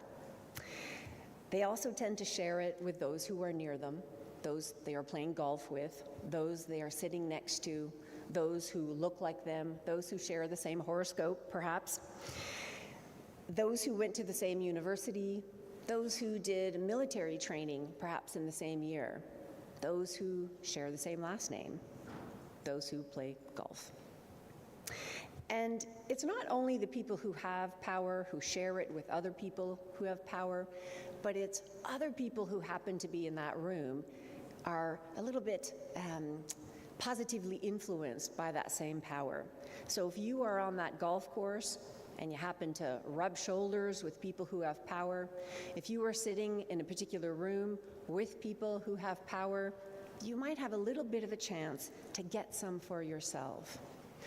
Because when you're in those rooms, that's your opportunity to be seen, to be talked about, to be talked with. It's also where issues get discussed. It's where issues get resolved. It's where decisions get made. Sometimes the decision is about you, assuming they know you. And if you play golf, they might. And if you don't play golf, they probably don't. And if you're not in that room, they probably don't know you either. And because they don't know you, you don't have the same advantage. And when you don't have that, you don't get known, you don't get seen, you don't get somebody to speak for you, to defend you, to put your name forward, to say, you know what, you'd be amazing for that role. Do you want me to talk to so-and-so? Because I'm actually going to see him for lunch at 2 o'clock, and I can put in a good word for you. If you're not on that golf course, and if you're not in that room, and you're not being seen, and you're not remembered, and you're not noticed, you're not being nominated, and your name goes nowhere. And it's nothing wrong with that. It's not a terrible thing. It's the way the world works. Our world is who we can see. So if you don't have power, if you don't play golf, like me, I don't play golf. Does anybody play golf? Nobody plays golf. Okay, never mind. But what happens is that those who don't have power end up competing. Now, we heard this morning, and you've probably heard this just in everyday conversation. You know, people will say, oh, women, they always compete with each other. And I'm going to say, well, of course they do. Because if you don't have power, what else do you have? You have to compete. And if you have power, you don't need to compete because you're already there and you have power. So again, it's not a gender thing. It's not that women are competitive and men are not. It's who has power and who's holding it at that particular moment. And that power is really important because without power, you have less access to other people with power. You have less access to information. You have fewer social networks to lean on and be seen by. You have less exposure to opportunity. You're never sitting in the right room, and you're not introduced to the right people. And you don't even know how it works because you're not in the right room to see it. And nobody can help you because they don't know you can't see it because you're not sitting in the right room. And there's a little secret that often when you don't have power, you don't realize this, but successful people do not make it to the top because they're amazing at everything they do. They are good, of course, that's how they get there. But it's because they have help along the way. They get help, they get advice, they get guidance, they get supported, they get information, they get people to say nice things about them. They get people who are going to defend them. They get people who are going to speak on their behalf and say, I have just the person for you. So it's not about education, once you have it, of course. It's not about skills, it's not about pay, it's not about how long you've been sitting in the job. It is about being seen. And here's a little secret.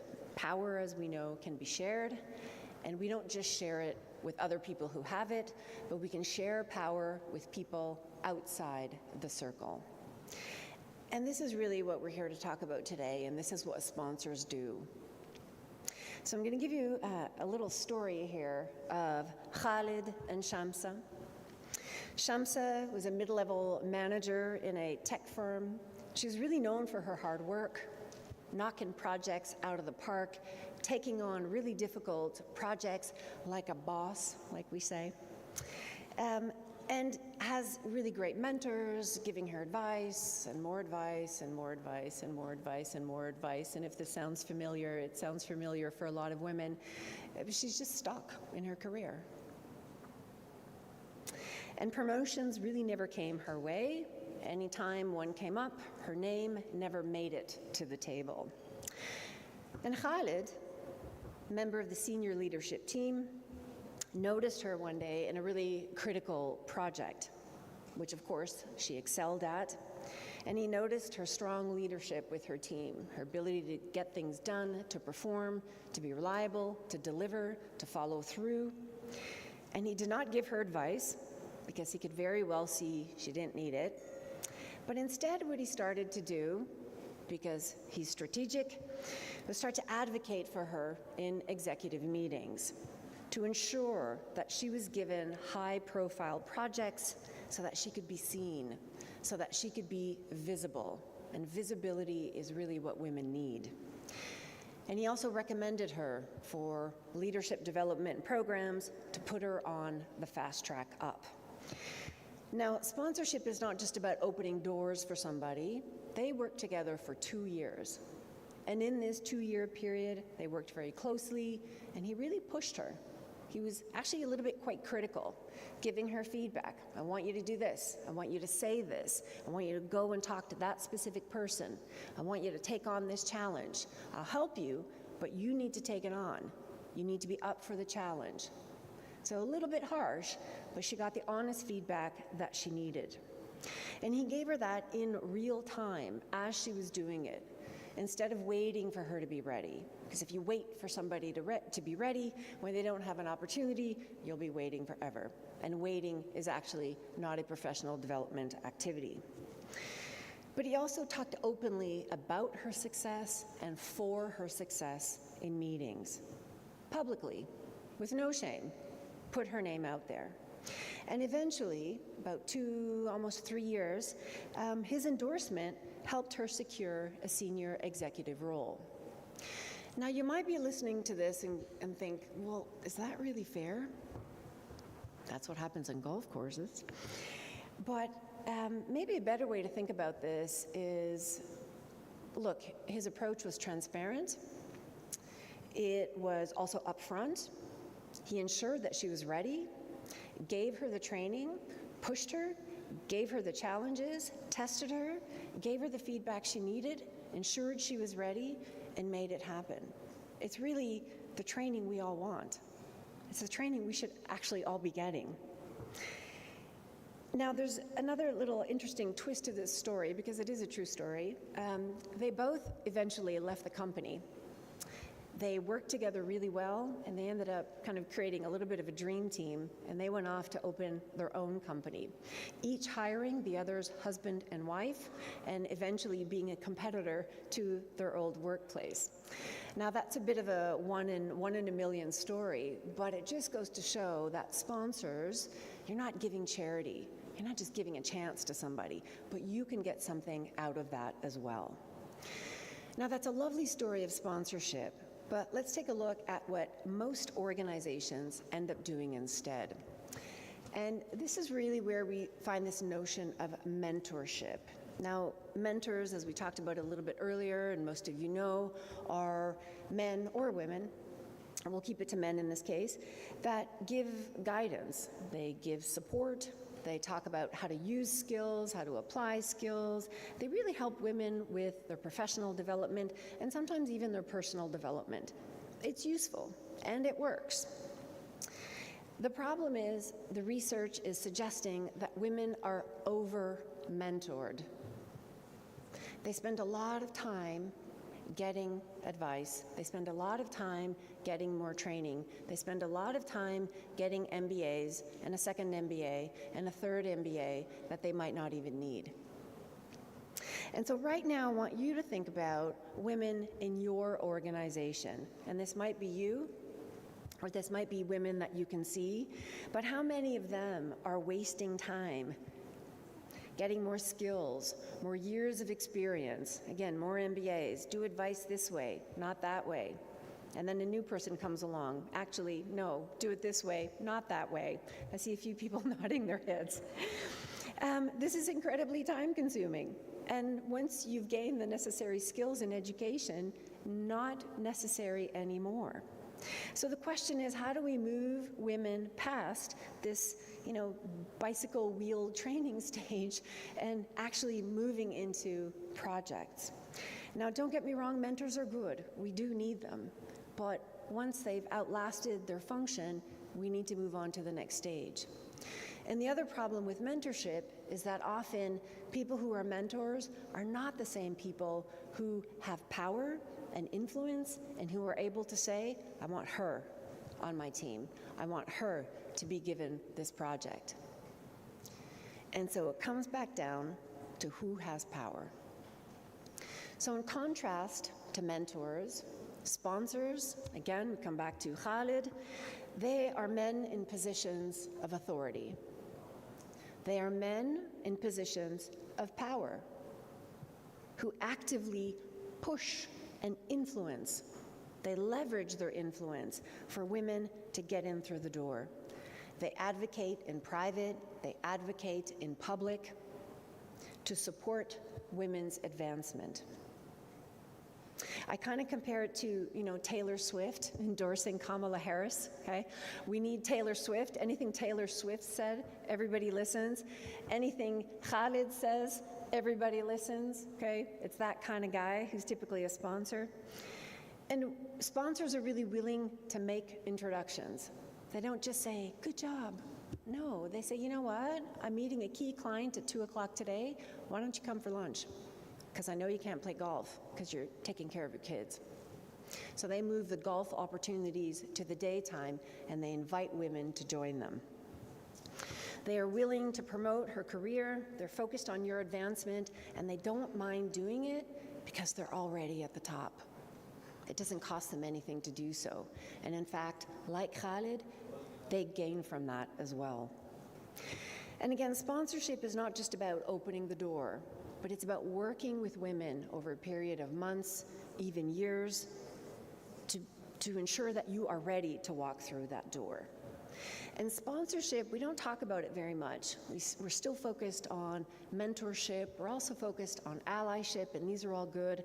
But sponsorship is the only form of equity promotion that directly talks about power.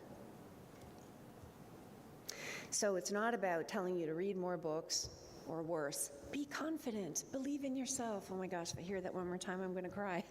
It's about open the door, please, and take me in there with you, and please ensure that I'm ready, and help me be ready. And just like women are over-mentored, surprise, surprise, women are under-sponsored. And this is what needs to change. And it's not that men don't want to, they just don't think about it. When you have power, you just assume everybody else does too. And women also don't think about it. Because when we look around on either side, we see everybody who looks just like us, and we go, okay, it's all normal. And so by introducing the concept of sponsorship, we're asking something different from men, we're also asking something different from women. To get better at asking, and to get better at being asked and offering to bring women in. And it's such a simple thing, but yet our whole life outcomes are determined by what room we're sitting in. And it's so simple, it's actually tragic. So let's think a little bit about who sponsors actually are, because I want men to recognize themselves. I also want women with power to recognize themselves, because women can also be good sponsors, because a lot of them have power as well. So a good sponsor, again, is somebody who has a position of authority, but that's not enough. They're influential. Think Taylor Swift, okay? And if somebody comes to you and asks you for sponsorship, take that as a compliment. It means they recognize you have influence. They recognize you are good at what you do. They recognize that you get doors open and you make things happen. It's the ultimate compliment to be asked. And men who are sponsors, again, why are they respected? They're good at decision making. They're good at leadership. In fact, sponsorship is an extension of leadership. It's really just the next step. They also have a really good social network in the organization, but also outside of it as well. They care about other people's successes. In fact, they really get a little bit like strangely excited about it. They see high potential in others and they immediately go, ooh, I could do something with that. I could start a company, or we've got a great project. I can achieve business outcomes with this, or I can even achieve some of my own team outcomes with this as well. And they're often thinking about their legacy, what reputation they want to have. How do they want to be remembered? How do they want to be thought of in organizations? And this is especially true for men who have daughters. They are strategic thinkers. Again, thinking about how do we make things happen? What are all the steps along the way? They're really intelligent men, actually. And they're forward-thinking, and they're in it for the right reasons, to help themselves, to help you, but also to help business outcomes. And finally, they're brutally honest. They're very helpful, they're supportive, they will give you the feedback that you need, but they're not going to be easy on you. It's not a free pass. And they do that on purpose because they want to know that you are worthwhile sitting next to them and or eventually replacing them. You need to be as good as them. So now we know who a sponsor is. So women, you know who to look for. Now the second piece is really, okay, so like what? You just walk up to somebody and be like, hey, want to be my sponsor? Well, kinda. So we're gonna look at how do you get a sponsor? And how do you make this happen for yourself? So one of the first things that you can do is really be thinking about your own network, your social capital. So, and this goes for men and women. So first of all, what is social capital? So if we think of social capital, it's capital. It's like money. It's like money in the bank. And this is money you could use towards something else. Now, social capital means you use relationships towards a certain goal.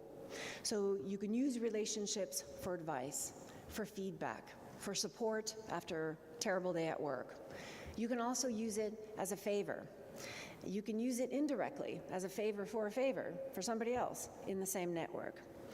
And we don't often think of building our social capital. We kind of get to a certain point, we get to good enough, and then we get to good enough, and then we kind of stop. But you're all in banking. You know that if you just let your money sit there, over time it starts to depreciate, and the returns start to get less and less. So sometimes we're not investing in the right people. Sometimes we're investing, but then we kind of let the network go. We don't keep that network alive.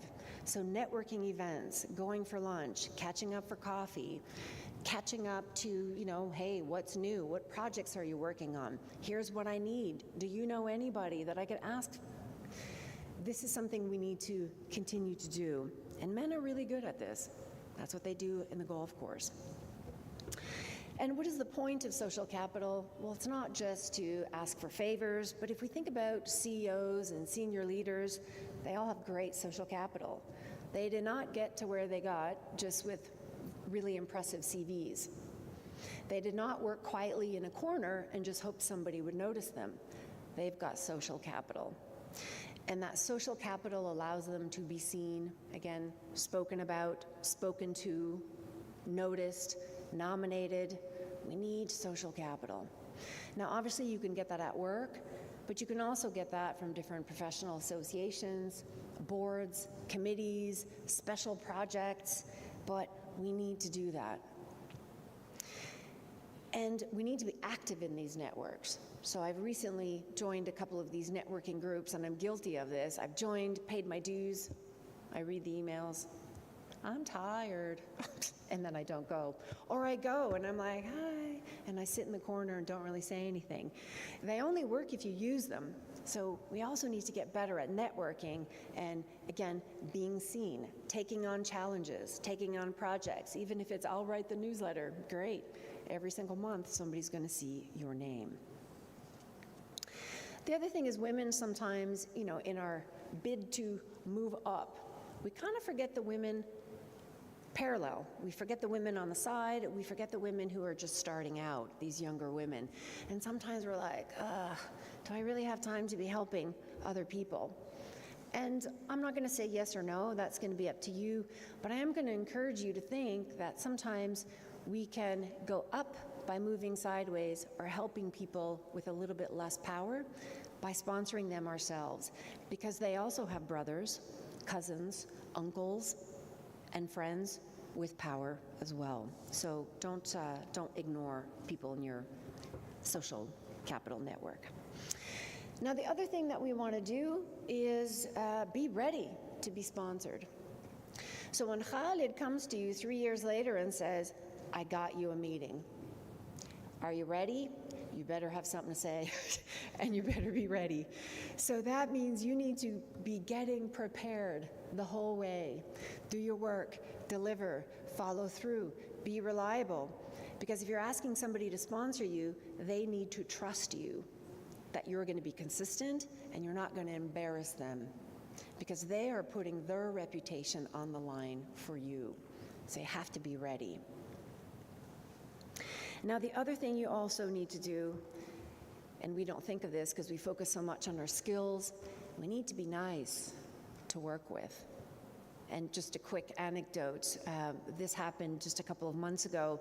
A woman was on the fast track, really good at what she was doing, amazing, like CEO potential. But the sponsor found out quite accidentally through another conversation, and the comment was, oh, we worked with her. She was really awful. She was not very nice and we didn't like her. And that's where that ended. So if you are having interpersonal difficulties with anybody, go fix that. Your reputation needs to be clean for somebody to stick their neck out for you and to use their reputation on your behalf. Now, the other thing you want to do is be clear on your ask. So I'm doing a little bit of shameless self-promotion, but also because I did this exercise myself just a few days ago.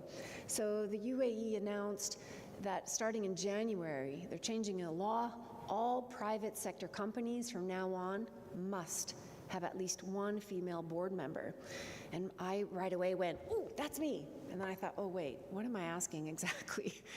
And I really had to think about it. What am I asking for? What do I want? Do I just want a seat? Well, you don't just come out and ask for that.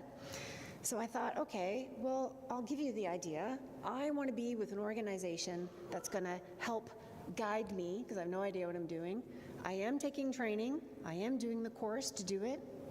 But I need the guidance. I need somebody to meet with me before the meeting. Give me some tips during the meeting. Give me feedback after the meeting. Tell me what questions to ask. Help me know what is it I'm supposed to read in these 800 pages of documents that I know not everybody reads. So when you're making your ask, you also need to be clear. Whether it's a position on a board, whether it's a new project, whether it's funding that you want, or whether it's a project you want to do with that sponsor. Do you need their skills? Do you need their time? Do you need them to speak on your behalf? Do you need their money? So we need to help people know how to help us. And being very clear on that ask is going to help you as well. And Often women are not so good at promoting themselves. We also need to articulate our future ambitions better. It's kind of the old story. If you're looking for a job, but you don't tell anybody you're looking for a job, nobody can offer you a job. Same thing here. Let people know what your ambitions are. And whether they have something for you or not isn't the point, but you are now identifying yourself as somebody with ambition and possibly, potentially, a good bet. Now, there's a few other things to think about, and I recognize I'm standing between you and lunch, so I'm just going to power through here.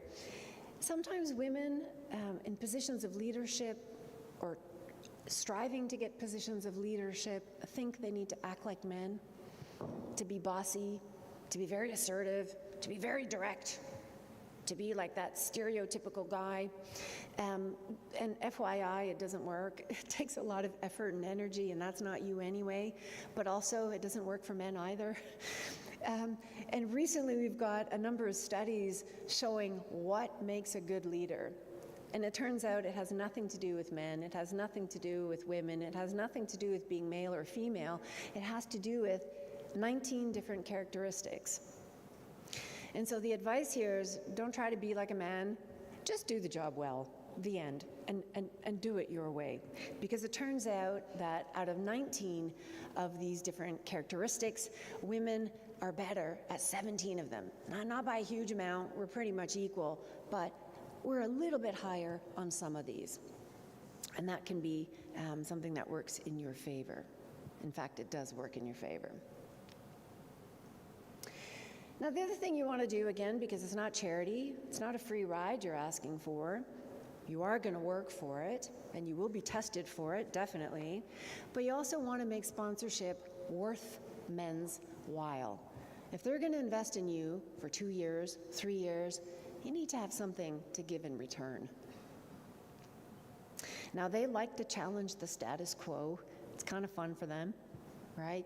They notice, they can see potential and the value it creates, and they get something out of that as well. It's a big draw, but women can also help them along in very specific ways. So men, by sponsoring a woman, she can provide you with perspective. She can provide you with insights, like why a garden hose is not a good gift to buy your wife on your 15th anniversary. Not a good idea. I know somebody who did that. But also why you should say yes to your 19-year-old taking the internship at the bank, even though she knows nothing and it's going to be a big disaster. You should let her do that anyways. Women can also help you with your team's performance. Your success is tied to their success. And again, we know the 19 characteristics. They score really well on 17 of those, and they can be useful for you in that time and in that way. They can also help your reputation. It looks good when you sponsor women. You show yourself that you are committed to equity, and that can also help your company as well in terms of its public image. And women, this is easy for us. I mean, a garden hose, this is not difficult to do. And so we can reciprocate. We can help him with his projects. We can help him with his goals as well. So really, it's about helping one another in ways that we cannot do for ourselves. So to get near the end, the question is this: who's going to be the next Khalid? So men, I want you to think back to your own career. Who opened the door for you? Who helped you? Who gave you an opportunity? And today I want you to think about looking at all these women in the room, and maybe some who are not even here. Who are you going to help through? Who are you going to pull up? Who are you going to sponsor and help her get to the next level? Because today is your opportunity to do that. All of these women are talented and ready and waiting for the door to open. And they're waiting for your help in doing that. And maybe you can't see, but I'm seeing a lot of women's heads nodding, so I'm just going to give you that feedback. Now again, you're not giving charity, you also gain. You will be gaining a very loyal, competent partner who's well tested, You will have trained her very well. You will have guided her very well. She's going to make you look like $1 million. She's going to improve your public image. And you might even go on to do other amazing projects together. You've got everything to gain and really very little to lose by doing it. Your daughters, your wives, your colleagues will love you for it. So I'm going to ask you to pick up your phone. We're going to switch to Mentimeter. And I'm going to ask everybody, male and female, to think about how you're going to actively help one another. So here we're asking for men, for you to be thinking about how are you already helping women? How are you already championing their excellence? How are you already maybe being an ally? How are you already maybe being a fantastic sponsor? And maybe you're doing it a little bit less than you might like. How might you like to do it? And women, you're going to do the opposite. Because it can be difficult for men to know how to help us because we're not always so good at telling them what we need. And so here's going to be your moment to tell men how they're amazing and wonderful and what you do appreciate about what they're doing and what you'd wish they'd do more. So let's see some of these answers. As they're coming up, there should be a screen popping up. So go ahead and type in your answers. You can type in English or Arabic.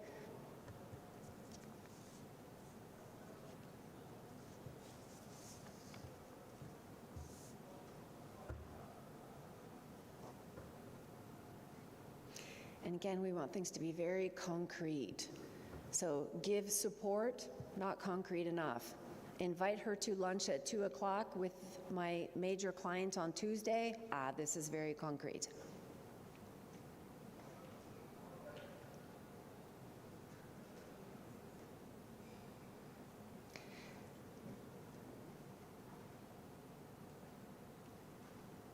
Okay, I just got the, nope, it's not working. Okay, no problem. So go ahead and answer. You can put in your answers anyway. The answers still populate. They will save. I will save them as a PDF, and we will send them out for you, so everybody is able to look at them. And these will be worth your while to take a look at because women and men will be saying, here's what I can concretely do. But in fact, while we've got a little bit of time, it might be interesting to hear some of those responses. So I know women were typing in a lot of things, men were as well. Is there anybody who would like to share 2 or 3 things that men are currently doing that is amazing and that you appreciate and that you want more of?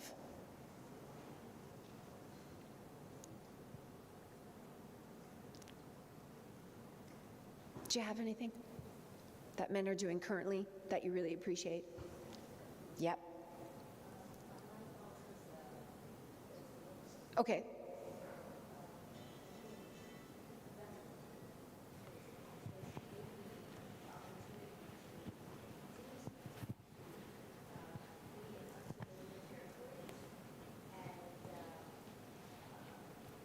And she gave me that confidence. Sorry. And so she continues to give me that confidence and this sense of empowerment. Okay. Like, and sometimes responsibilities that are too grand and too big, but I know that I'm gonna, nail it. Perfect. So that's sometimes it can be a little bit daunting. Yep. But again, it's having opportunities is better than having none, because I was in various situations where I was less mature, let's say, where I was told by men that I'm not going to advance in my career because I will get married, have kids, and stay at home, quote unquote. Okay. So it sounds like in this case, it's believing in you when maybe you don't believe in yourself.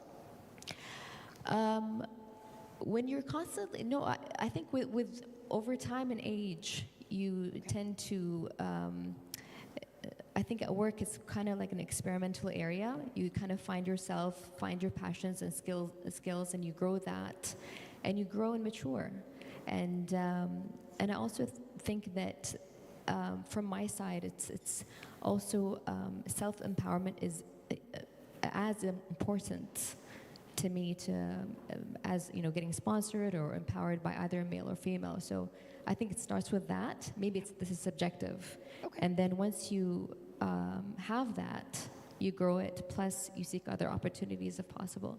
Perfect. Perfect. Thank you for that. Let's hear from a few others. So behaviors that men are doing that are awesome and that are really helpful and that we want more of. Do you have one here? Okay. Yeah.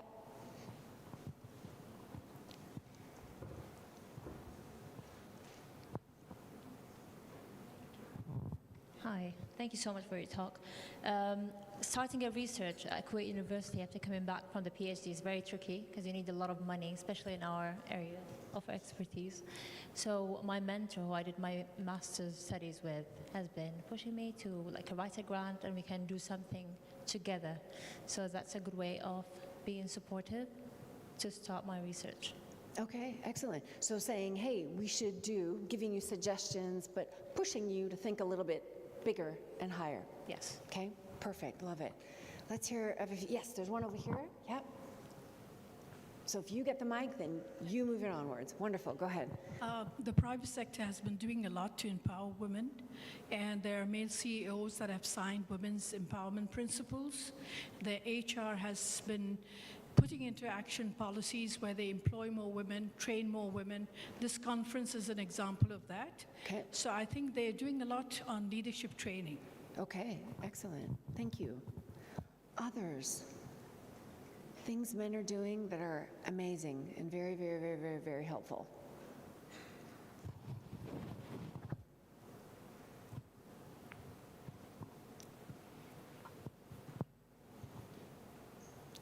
Okay, this is a hard gig. Again, when you're between lunch and a whole room of people who are quite hungry. Okay, so we're going to stop there. I will circulate that PDF with what are ideally going to be very concrete actions that will be helpful in helping men kind of know what to do, because again, making the ask is something that we don't always do, but vice versa, for kind of pushing women to think about what do you need from people to help you get ahead as well. So men, in the end, we need you. We need you. That's it. So please join us, and thank you. Thank you.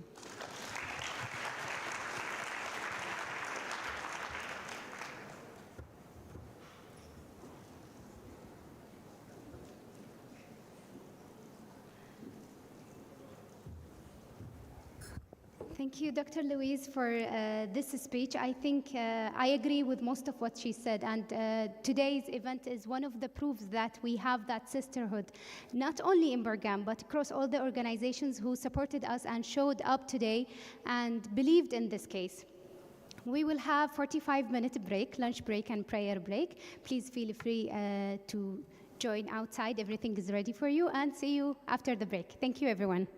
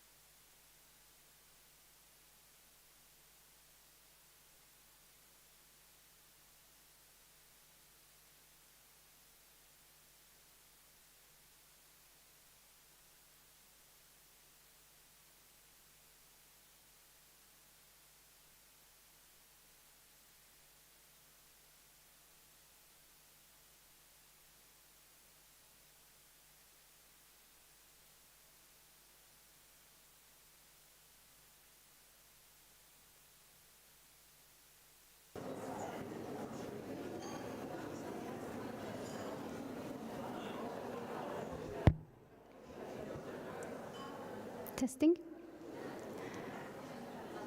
Okay, we will start in 5 minutes, so please take your places.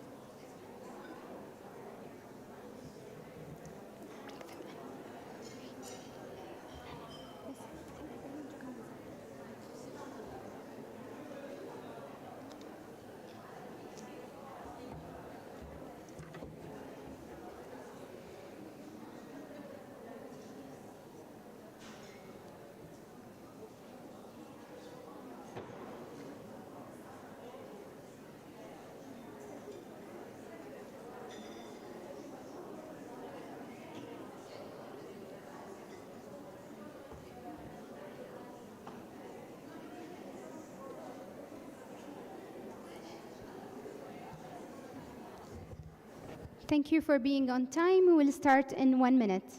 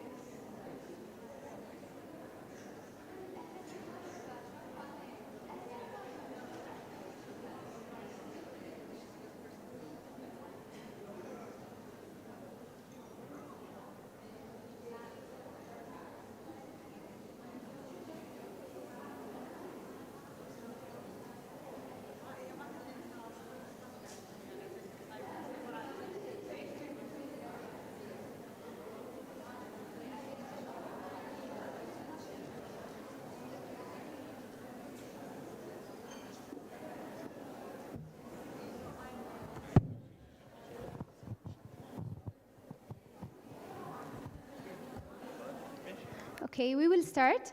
I would like to thank everyone who's back to the room on time.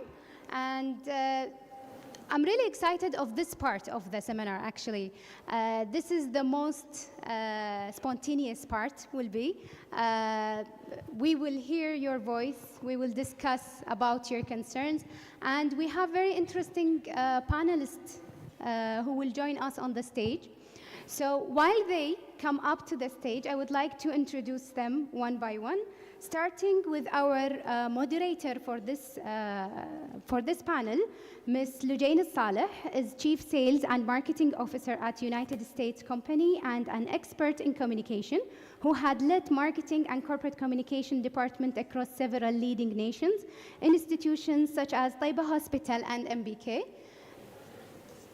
And our first panelist, Dr. Muna Al-Khawari.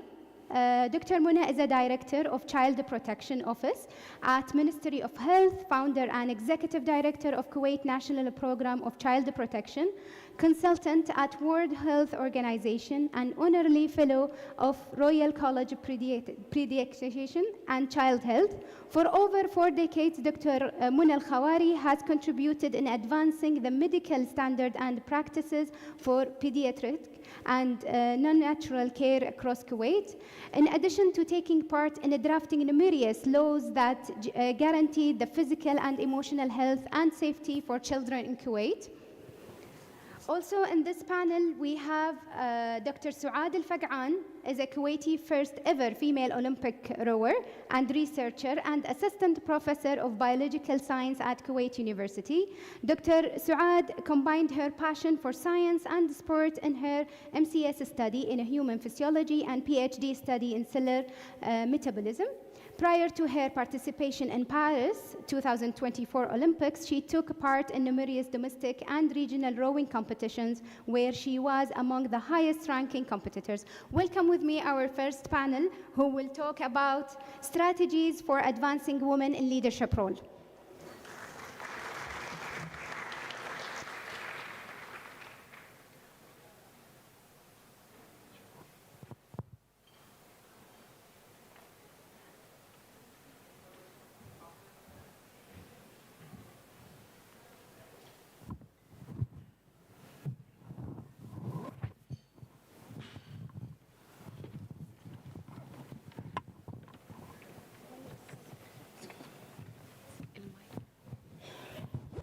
Just a quick note about the way the question and answer will be led.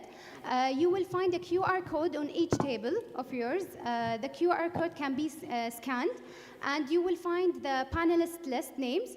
You can choose to which panelist you want to direct your question and write your question, and then our moderator will share the questions at the last 15 minutes of the panel discussion. So feel free to add your questions from now till end of the panel.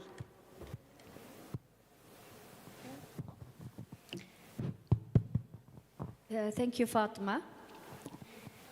And thank you, Burgan Bank, for organizing a very interesting, actually, session this morning. I'm going to start with Dr. Muna. Dr. Muna, as a leader in healthcare, how do you see the intersection of women's leadership and public health initiatives, in particular in issues concerning child protection? Right. I'm very glad to be with you here, and my sincere thanks to Bank Burgan for inviting me, and this is really very appreciable. I like those questions because linking the child maltreatment and child protection with public health, it is very important, and it's only recently acknowledged and recognized. The previous years, child maltreatment considered like a psychosocial issues or conditions, but it turned to be is not, and it has very high and long-term sequelae on health. And this is why it is recognized as a public health.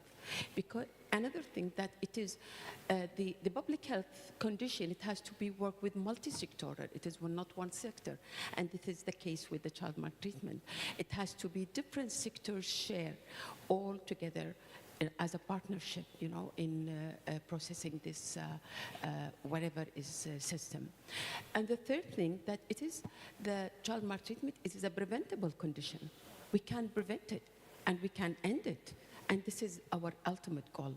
It's to end violence against children in Kuwait. So how does this connect with your role from a women leadership perspective? And we'll get to the challenges eventually. Right. You know, I have a long career in Ministry of Health. It's not, didn't start it from 1 year, or it's, I can say, like 30 years or more. Leadership skills, I gained it actually throughout my career. And I empowered, as Louis said in the morning, I empowered by a woman. She was my boss. And she mentored me to have all these skills of leadership. And since then, I promote myself forward.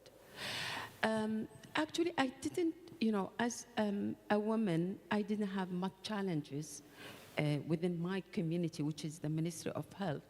But as a leadership, there is, of course, a lot of challenges. The most important for the challenge is how to build up, you know, any project, any process, you need to build up your team. And this is a great challenge, specifically in a child protection, which is very sensitive issue, very unlike issue to be, you know, declare about it. So bring in those passionate and those who working with their heart before anything else. It was really challenging and very difficult. And when I start that whole process, which is like 10 years back, there was some groups and teams here and there, but they were very vulnerable, very weak, unsupported. And they have to build up their capacity, their competency, their confidence in themselves before anything else. And that's what happened. And now, if you ask one of them 10 years back how you are and how you came now, they can't tell. They are, this is how I proceed, or I, reach my goals with this team when all these capacities build up. Of course, another challenge, as you said, it is a public health problem, and health coming in the way. It's always, almost in every worldwide countries, the child maltreatment or child protection is led by the social affairs system or the social workforce system. However, we are unique that held by a Ministry of Health. It is nothing, it's a unique idea and a unique system that is initiated within the Ministry of Health, and of course run by health professionals, in addition of the other ancillaries and subspecialties, because we are working as a multidisciplinary team. So the social workers is a part of the team, the psychologist is a part of the team, and the law enforcement is a part of the team. So yeah, it is challenging that to convince leaders, stakeholders, that we want to lead this. Because it's even more challenging being a woman. Exactly, because it's not Ministry of Health, it says giving or providing a medical care, usually, or the majority of these cases. But the child protection team is a completely different entity. It has to work with the families, with children who've been abused. So there is legal issues, there is a social, there is psychological issues. So it's really the idea. It wasn't very well welcome at the beginning, but that needs lots to convince people, leaders, that this is important and this is really our job.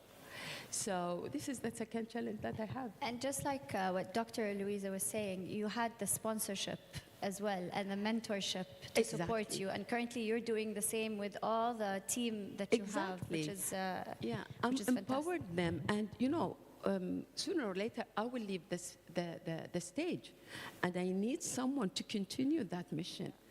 And this is why I empowered also 3 or 4 at least from the office to take over. Of course, this is very important. Otherwise, everything will be collapsed. I know things that it is not well structured, we have no infrastructures, have nobody that continue your mission. Really, it will collapse.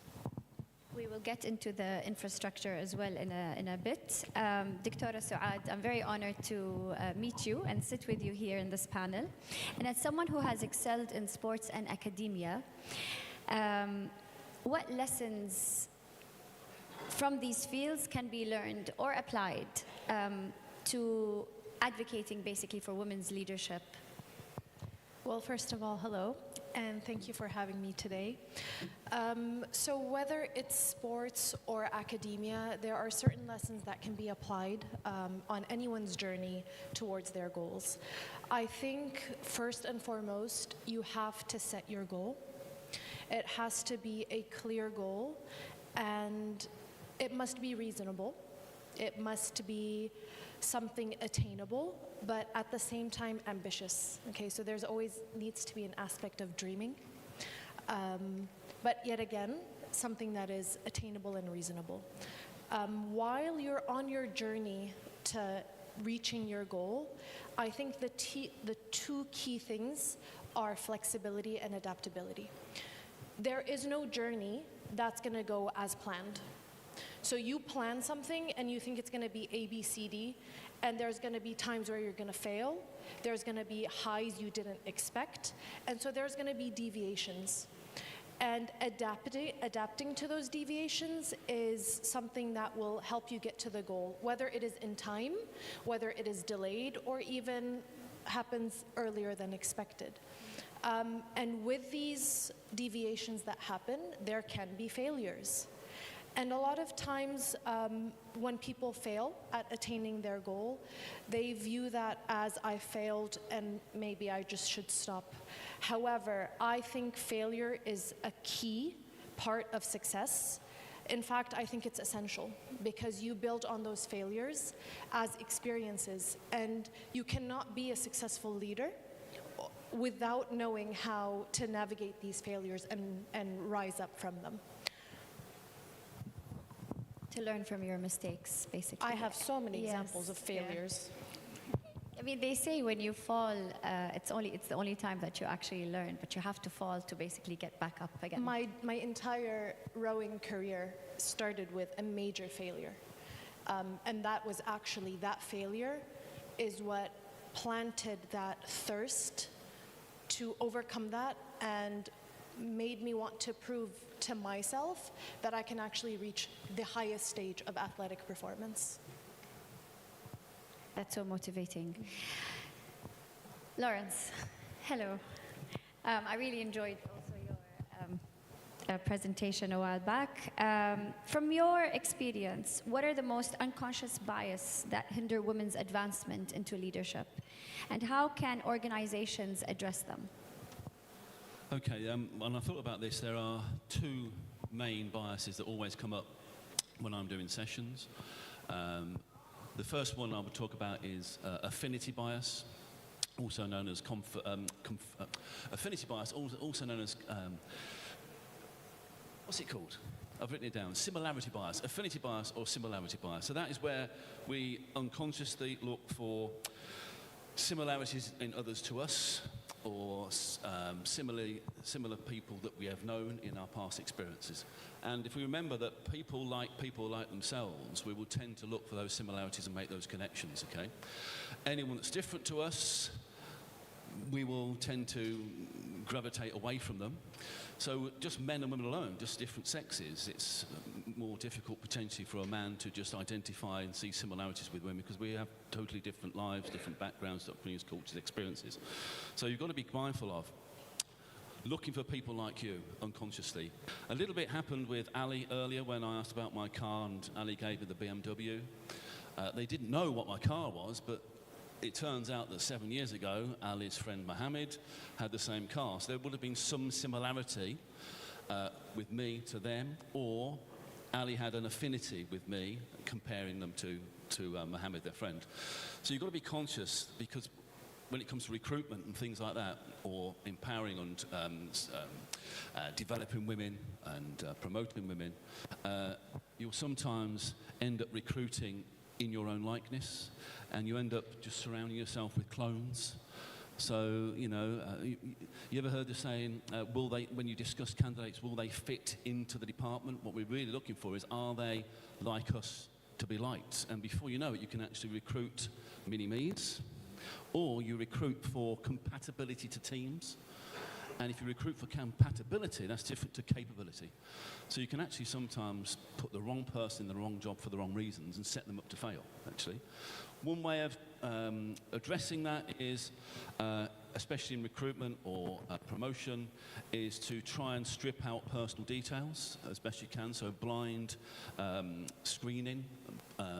So, for instance, I think Louise mentioned earlier about the golf course, or, you know, you connect with people with similar hobbies to you, you connect with people that went to the same university as you. If you strip out all of that information, then there's less chance of you unconsciously finding the familiarity or affinity. And also it's about knowing when not to get involved yourself.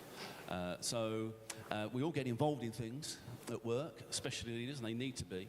But if any managers or leaders out there think about, what are you currently getting involved in now? Do you really need to get involved in it? Or can you keep out of the way from it? Let others get involved. So it's really about being conscious of that bias, not letting it affect the decision you're making, because you will look for people similar to you. The second bias that often comes up, I think, is the more powerful one. It affects the questions you ask, whether that be at recruitment, promotion, or just finding out about others. It's confirmation bias. And that is where you're seeking information to confirm your bias that you're not conscious of. And so when it comes to questions, I spoke to, I don't know, the lady in yellow. We spoke at lunch, and I did not catch your name. Tua. And Tua said to me, what car do I drive? And spoke about the car. And Tua told me that they had a white car for me. Okay, that's all they said. And then I told Tua my truth, a Mercedes, and Tua asked me a question. And Tua's question was, is it white? So asking if my Mercedes is white, now that's a closed leading question. And asking, is it white, I said to Tua, do you really want to know the colour of my Mercedes, or are you just trying to confirm that your assumption about me was right? So it really does affect the questions you ask. And so this is where, if you're making a decision, you need to think about asking others' opinions about the information you've got, so that you're getting different viewpoints, and less chance of you then letting all of those different people's thoughts and linking it to your bias. It's about it's maintaining an open-mindedness, really. And you've got to ask the right question to the right person for the right reason, which is finding out about them, not to confirm your bias. Yeah, and I loved what you said about the assumptions. You know, truth is all about matching your assumptions, right? Yeah. Because my assumption about your car is based on what I think I would want your car to be. So it goes back to myself as well. Yeah, it's so all we about should avoid this when it comes to the recruitment, I think, or in a workplace to basically enhance women's leadership and empowerment. Yes, if you're conscious of those two things, you'll start to diversify, not like for like. Yeah. It's interesting because Layla, earlier in the break, asked me about my children. And when I told them how old my children are, Layla didn't believe me because it was different to what they'd assumed. So we will actually question the truth if the truth does not fit our assumption. And I'm a great believer. You will question the truth before you question your assumption. Accept your assumption. Don't let it affect you getting the truth, finding out about them. Dr. Munna, we've spoken a bit about the challenges you've just highlighted. I'd like to get a more in-depth, let's say, details on the challenges as you were going through your career ladder in terms of throughout your experience, and maybe a little bit more in depth of how you overcame these challenges, so you can basically help us learn from these. As I mentioned, dealing with children violence is a very sensitive issue, and it is not acceptable. And in many cultures, including Kuwait, corporal punishment or physically punishing the child, it's like acceptable way, or negative parenting, let's say, is acceptable way for punishing of the child. So that sensitive issue is very difficult to address it to anyone. And the first, when we started, they said, no, there isn't violence in Kuwait. There is nobody, can do maltreated children. And they were right in a way that the data doesn't show. And when we started, it's only like 16 cases reported. So we haven't got the data to convince people that there is. And we can't talk about it like in press or on the social media or even to our colleagues or so that little bit is a big challenge, how to start it, how to convince people that this is a problem and we have to deal with it. And I started with a tragic story, very tragic one, when a child died because of child maltreatment from his father, and we couldn't help him first time because he go back home, and the second time when it happened, which is 3 weeks apart, he died. So that story, it's really moved these emotions and moved the people thinking that there is a problem. Even if one child, even if it is one child lost his life, exactly. It is not about the numbers. And the addressing child protection is not only like, yes, we are here to put the father in the jail or the mother in the jail. No, it is not about this. It is a very holistic and very comprehensive system Responding, of course, that is very important. However, prevention throughout the programs, throughout awareness, this is a very important goal as well. So yeah, it was very difficult really to convince people and to bring everybody in the same. Of course, at the beginning, which helped a lot, that I choose those figures who are talking about the child maltreatment privately, and those who are passionate to do something in Kuwait. By asking to have a joint committee, we succeeded to lay out this foundation. And of course, with multi-sectoral and with brainstorming, we could deal with this This problem. took time to Yes, achieve. of course. It took some time, but actually the committee, we have it right away after we proposed, and it was in 2013, and we built up upon until this time. Of course, there is many twisted ways and paths until we reach to the, let me say, the successful or the outcome that we want. Currently, what's the outcome? Did you reach the objective? Yeah, first, people had acknowledged that there is a system in Kuwait, or let me say it in a different way. We established a system in Kuwait. What I mean, that designated teams or groups, they know how to give the services and deliver the services for those survivors, and how to reach us. Because this is a very important issue. I'm as a physician, when I work in hospitals, when a child admitted to the hospital, which is maltreated or violent, I don't know where to go. And all that I do, I give him the medication, give him the management, and send a report to the investigators. And I don't know what is happening later on. Now it's completely different. There is a reporting. There is a mandating report with the child protection law. There is a system that this child referred to the expertise team, which is a multidisciplinary. It is not investigation, it is about assessment, considering the needs of the child. And then we come up with a recommendation on what to do. So this is one part. And as I said, the other important part is get the people on board that it's not accepted. Violence against children is not accepted. And we need to change the norms, and we need to change the beliefs. And that's all through the programs. And we have the first program in Kuwait. It's launched, inshallah. We started it in May, and the outcome of it will be around 270 parents receiving a training on positive parenting. And this is one important outcome, of course. This is a great achievement. Dr. Suad, Dr. Mona highlighted from an emotional perspective, she started, this is how it all started. Yeah. So do you feel, especially in your domain, the unique strengths that women dominate in this particular field, physically and emotionally, do they play a role in leaders and empowering the female, basically, athlete? Of course.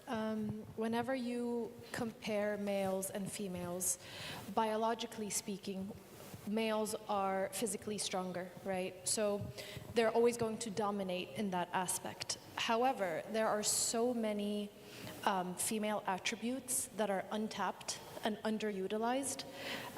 In my opinion, I view every female as so resilient and determined that she can achieve what a man does and even more, just with that determination. So I give you, for example, when I first started training, I would train with my colleague, Abdurrahman Al-Fadl, who's also an Olympian. And my coach would give us the same distance. But him, being physically stronger, he would finish it at least 20 minutes before me. And if you know rowing, it's incredibly difficult. So I have to row more than him for 20 minutes.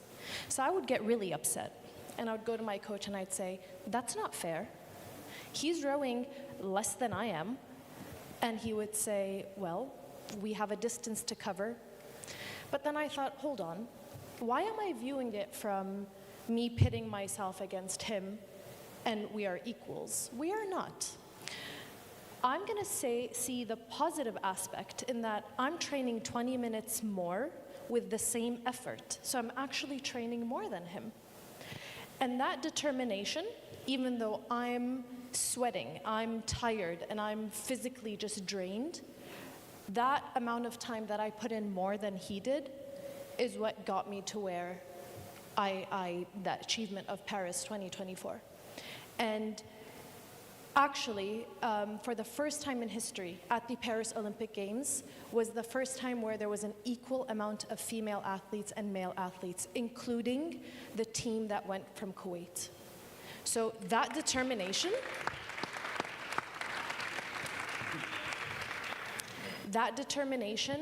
of not seeing him as he's stronger, or because he's the male, he's gonna make it. He's my brother, I love him, and we were pitted against each other of who was gonna make it. And I was working and then going straight to training, day in, day out, and that determination is what got me there. And so determination is an easy part, right? But we also have other attributes. You know, they say, oh, females are emotional. Yeah, we are. Use that. Our emotional intelligence can allow us to create teamwork, foster that teamwork, and create connections. We can collaborate. That makes us stronger.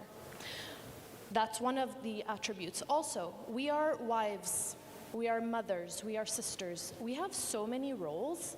We have such a diverse perspective. If we apply that in any other role in our life, we have perspectives that males don't. So we can drive change in a way that they cannot see or envision. So just, these are general, but if we are going to apply that, I think the first thing is, and I advise any woman who is seeking to advance herself in any part of her life, is find your voice, use that voice, assert yourself. You have to build your own confidence and use it. Your opinion matters, so say it, okay? Once you have that confidence, use that collaboration, that teamwork that you have around you to support you whenever you feel your confidence is shaken. When I first started working at Kuwait University, I was the youngest staff member. But when I entered those meetings, I did not allow that to hinder me. I was speaking my opinion. I was shaking from the inside. But then when I would leave that meeting, I'm very grateful. I had female colleagues that would say, hey, you did a good job, keep it up. And so that team of women that I had around me made me realize, hey, I might be young, okay, but I have a voice, I'm gonna use it, my opinion matters. So whenever you feel that confidence shaking, go back to those supporters, use them, ask them for help in areas of your weakness so that you can get to that point where you're fully confident in doing and saying as you wish. Yeah, and not to look at emotion or emotional intelligence as a sign of weakness. Instead, we use it to our strengths. That's a note for me to take as well. Lawrence, when it comes to inclusive environment, and you've said that a couple of times, so what strategies can companies employ to create a real inclusive environment, if there is an actual inclusive environment that attracts and retains female leaders? Okay. A lot of this will be about making it known what you're doing as an organisation for the initial recruitment. So the fact that there's lots of different people here from different organisations, and we've been hearing how much Burgan Bank are doing proactively to empower women into... That's great, because that will cause rumour and gossip around different industries, which will encourage women to know that that is potentially an inclusive environment for them and wants to empower them. So rumour and gossip is a good thing, making it positive, yeah? But when it comes to the actual inclusive environment, little things can make the environment not inclusive. So, you know, people like themselves. Similarity bias, affinity bias means that you have little groups and cliques and tribes gathering together at work. There's nothing wrong with groups, cliques, tribes. It's natural human behaviour as long as one group, tribe, clique is not unfair to another, or finds that they're actually excluding people without meaning to because they don't belong to that group. In the break, there were 3 women from the HR of ABK Bank all stood together in their little group. So they're technically, potentially, unconsciously excluding others from Burgan Bank without knowing it. And it's really driven by managers, the making organisations and cultures inclusive, because there's an actual book called People Leave Managers, Not Organisations. So it's not necessarily an organisational culture, it's the culture, that how it's impacted by managers. So think about this, if any of you have ever looked for a new job or looked to change jobs, some of you may be looking to change jobs now, just think about it, be honest. When you were looking to change for a job, were you looking to change because you wanted a new job? Or were you looking to change to get away from a manager? Because that's showing it's not an inclusive environment that's being driven by managers. So managers need to be mindful of that. And also, it's about, you mentioned about you had women around you that supported you and said, well done, good job. In 2016, it was the women in the White House came up with a meeting strategy called amplification. So I don't know whether, do you go to meetings, people? You go to meetings? Have any women in here ever had their suggestions in a meeting ignored? Yeah? Well, the women in the White House called it amplification. So at meetings, whenever a woman came up with a good idea or something that was worthwhile and meaningful, another woman or man would actually interject, repeat that that was a good thing, and repeat what the suggestion was. So now you're starting to really show that different people can be included. We're hearing what you're saying, we're agreeing with something, so you get that support, if that makes sense. And I think the last one is to get an inclusive environment or impact on that positively, you've really got to look for or recognise exclusion. So if you feel someone's being excluded or left out, then what can we do to make them feel included and not left out? So changing routine might be one of those things for you. So, you know, invite new people to lunch, or try and invite yourself to different people for lunch, you know, so you're starting to integrate rather than separate. And make connections through similarities. But whilst you're doing that, learn about differences about people. So really find out about them, and you'll be amazed how much you can make connections with others you've never really spoken to. Mavis, as soon as Mavis mentioned their name, connection was my mum. I've got something to talk about them with, if that makes sense. So I'll continue with you, Lawrence, just in terms of, in your experience in learning and development, how can we integrate the unconscious bias into leadership and training programs for organizations? Okay, lots of different ways of looking at that depending on the needs of the organization, what they want to achieve. But I'll go back to inclusivity, really. My biggest thought with regards to learning and development and unconscious bias is that initially organizations should have every single person in the organisation involved in initial learning. So everyone is included in that initial learning. That gives a consistency of knowledge about bias, how it affects empowerment of women and day-to-day decisions. So that also makes them feel included. So you're building an inclusive culture with knowledge. It develops everybody as well. So we're not just developing managers, we're developing all people. That also allows you to recognise talent you perhaps haven't seen before, because they're different to your usual talent, all that sort of stuff. So all staff should have initial, I call it understanding unconscious bias sessions, really. And that should also be totally mixed groups, ideally. So you have new starter with someone that's been in the organisation 20 years, you have senior managers, supervisors, team leaders, you have front of house, reception, security, all in the one session. That breaks down barriers. It shows that we're all human. And we're not in our security group or our management tribe. Everybody is included. And those sort of sessions, because it's a self-reflection session, like we did this morning, it's about you thinking about what you think. You can run those sessions with large numbers, you know, 250 people, 3 hours. You can really get a lot of people to a minimum amount of knowledge, consistent knowledge. Then I think you need to focus on leaders, managers, those with power, because they need to ensure they're leading by good example, because behavior affects behavior, and that stems from our biases and our assumptions. And it really does get led from the top down now. So what happens at the top feeds down. And so anyone with responsibility for anyone else should have extra knowledge. So I call it managing unconscious bias sessions. And by that, you really look at the 4 ways that what we think affect behaviors. So you recognize where you need to be to make sure you're leading by good example. You can then look at things like Tuckman's team dynamics that you may be aware of, you know, forming, storming, norming, performing.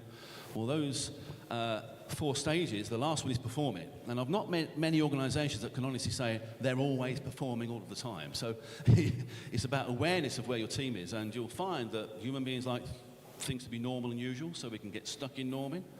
Recognize that, push towards performing. Storming is where you have conflicts. We don't like awkward conversations. We need to deal with them. So it's about proactively managing teams towards performance. And the big thing that got mentioned a couple of times, and I know Louise mentioned in their keynote about reliability and consistency with regards to sponsors. There's a thing called the trust equation, and building trust in an organization, I think, is really key. If you trust each other, that will enhance your performance. It will also provide an inclusive culture where you trust each other instead of them potential enemy or foe as a foe to friend. And the trust equation has 3 things. So you build trust with credibility, which is your expertise, how you appear to others. You add to that reliability, which is your dependability and consistency. And you add to that intimacy, which is your ability to connect to others. And you'll find that at work, when it comes to building trust, we naturally gravitate to those that are similar to us, or we have an affinity to, like Mavis or Ali. This is about really focusing your attention on people that you feel you don't quite connect with. Remember, it's not because of them, it's because of you. We need to find out about them. So you start to build inclusivity, and the thing that dilutes trust is self-interest. How much you put yourself and your needs first, and that's back to bias. So learning development programs really need to be challenging, self-reflective, where people change behaviors, what they say, what they do. And when I say challenging, in a safe environment. But if you don't challenge people, you don't learn. If you don't push yourself that much more, you don't learn. So it's getting people out of their comfort zone to really enhance learning development programs. But it starts with everybody, I think. I think Dr. Saad as well might agree to what you were saying, Lawrence, because you're in the academic as well. So to what extent can education play a role in empowering the next generation? Specifically in academic institutions, you know, is it part of the, you know, should it be part of the curriculum? Is it an attitude? Is it a behavioral, you know, should we get more into learning and development within the educational or in the world of academia? So what do you think, to what extent does the role of education play in that perspective? For me, education is the key to everything. If you want to foster a generation that has leadership in mind, that has progression and evolution in mind, that's where you start. You start from grassroots. Me, as someone who's teaching at the university level, I get the older students. And at KUWAIT University, you might be surprised that out of the 40,000 students, 75% are women. So the Kuwaiti woman is highly educated, okay? So we have the infrastructure, we have the support for education for the female. What I tend to notice, because I also have an older generation of female students, I have mothers, I also have grandmothers. And so what I tend to notice with these older women is they're so much more confident. They are thirsty for change. And, you know, I had a chat with one of my students, and she's a grandmother, and she said, you know, I got done with the wife duties and everything, and I said, why not? And I said, okay, that's amazing. Yeah, why not? You're never too old. But what I'm noticing is that confidence to speak and to do as you wish is coming at later stages for the Kuwaiti women. And so I think it's, I feel like they're being boxed in. So if we want that to change, I think from younger ages, we need to be able to give a safe space for women to think outside of the box of the role of, you know, finish high school, go to college, get married. You know, there's things in between that can be done. You can do both at the same time. In notebooks, you know, I've gathered from my friends that are mothers, the notebooks, you know, it just says, oh, Khalid the engineer and Emel is in the kitchen.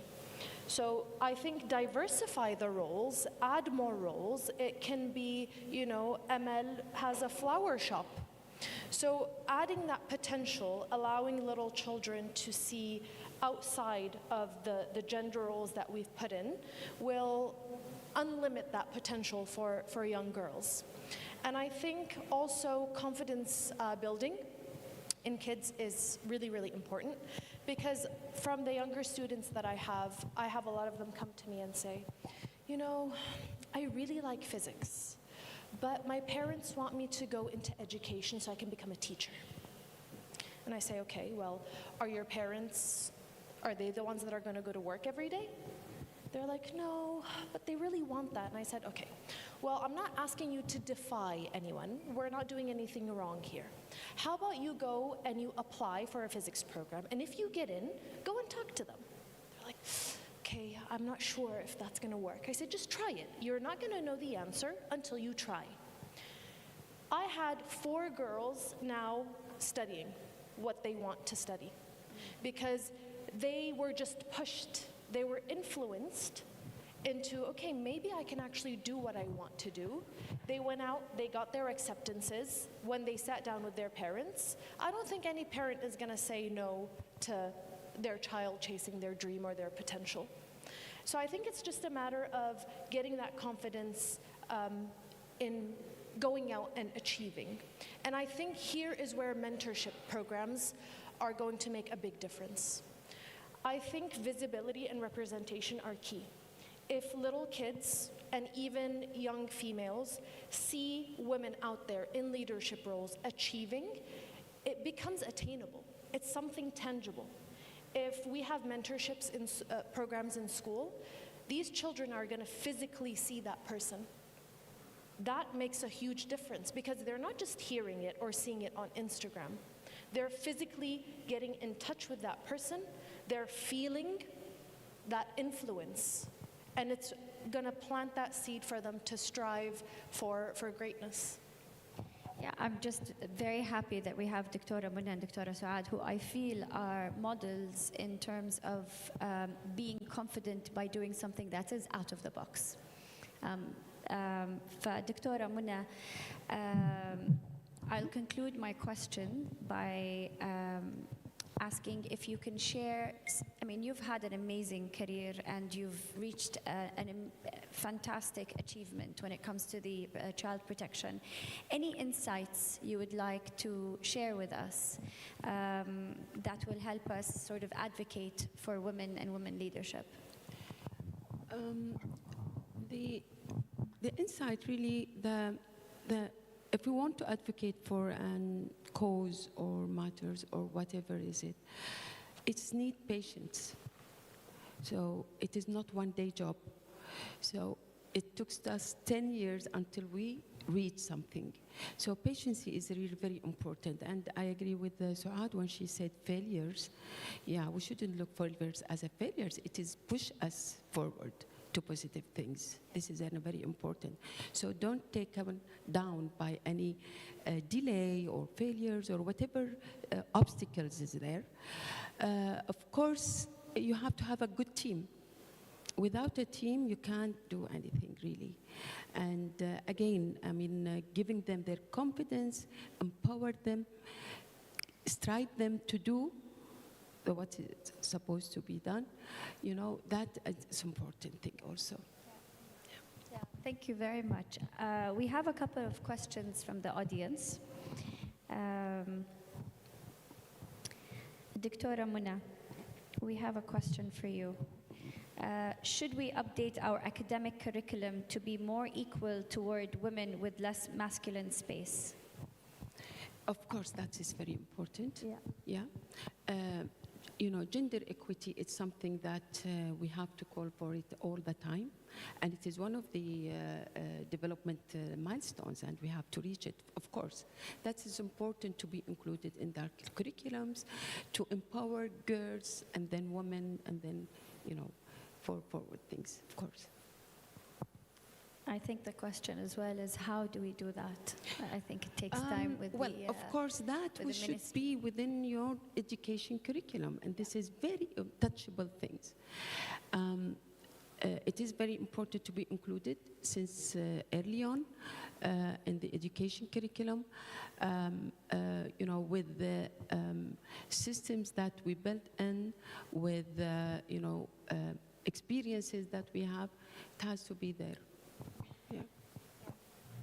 I hope this answers the question. There's a few more questions. Dr. Suad, what was your biggest failure?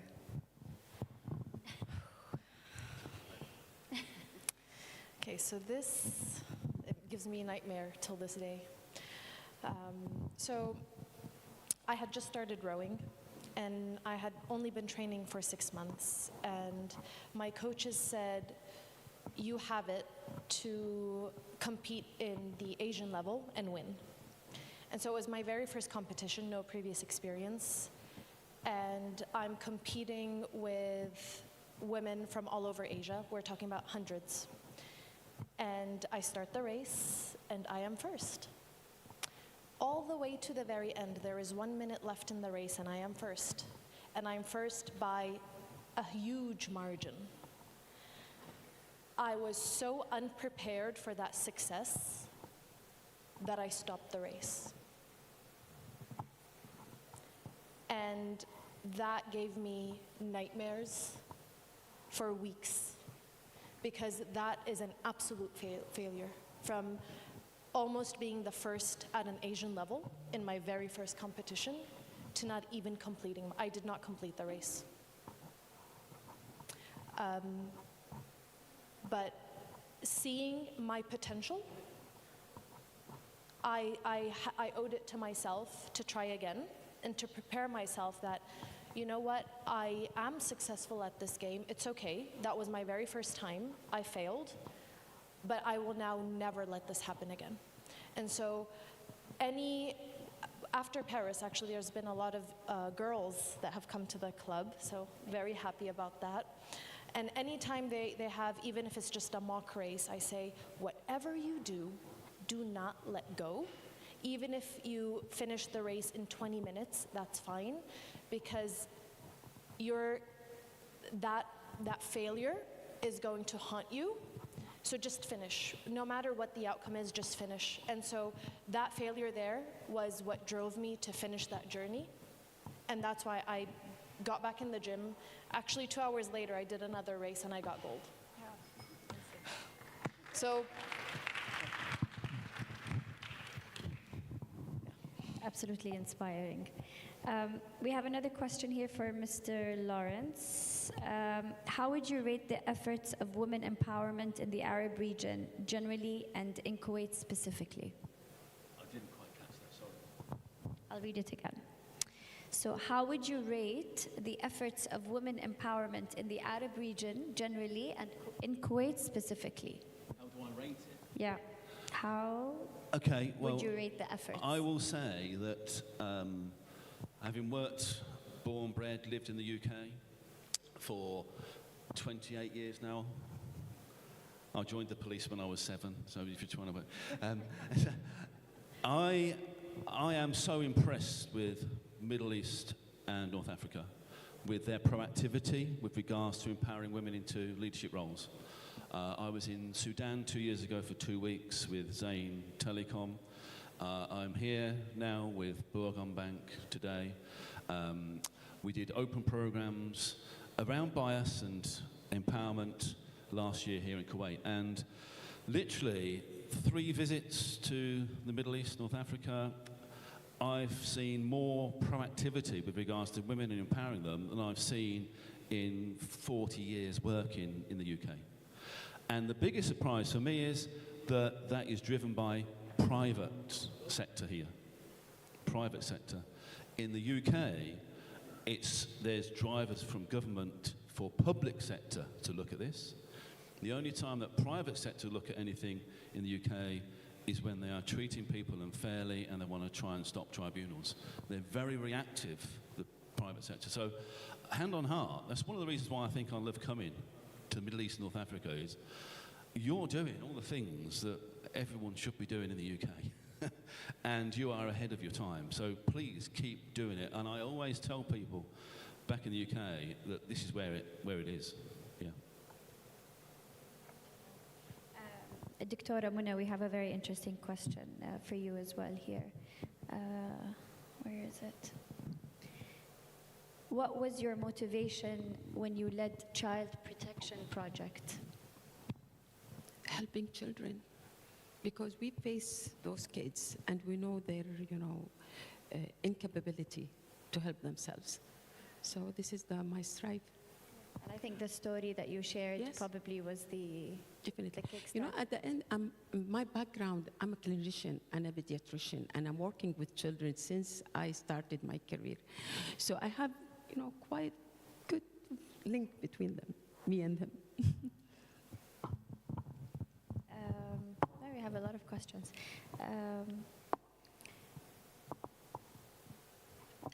Lawrence, provide some strategies to drive change in an inclusive culture. Maybe a couple, not all. Say again? Maybe a couple of strategies that will... The key thing is to get something robust in learning and development throughout the business that meets the needs of the people you want to do strategically to drive inclusion. So learning and development is key, I think. I'm not just saying that because I'm in learning and development. I'm only human, it's about me, I suppose, but you've got to give people knowledge. If you give them knowledge, they understand. If human beings understand things, they do things. If we don't understand things, we will avoid it, go along with it, and go nowhere. So definitely learning and development put in place. And the key thing is everyone has to commit to it. So it should be in your values, it should be in your policies. It's about everybody, whoever you are, wherever you are in the organisation, really committing to inclusivity. And lots of organisations have values. For me, values really reiterate common sense. That's what we should be doing, but actions speak louder than words. So learning development linked to your values brings it alive, and then people can really understand and experience the benefits of an inclusive environment. And if you understand it, you do it.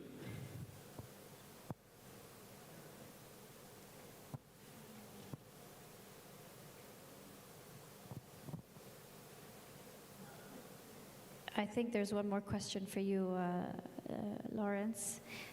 In order for you to be the successful person you are today, did you have a stay wife taking care of your kids? What was that last bit that I have? So in order for you to be the position that you are today, do you have, I'm assuming the question is, do you have a wife that's stay-at-home wife and taking care of the kids? I like that there's an assumption I've been successful in that question. My wife, we've been together 24 years, and we had a child 4 years in, and I was in business then. My wife actually took 5 years out from her career at that time. We decided that's what would happen. My wife was and still is a midwife in the UK. So we consciously took time out for my wife to bring up the child till they started school. But as soon as that happened, my wife, who's very determined, get on well with you, they have the same handbag. My wife, who's very determined, wanted to go back to midwifery, still is in midwifery.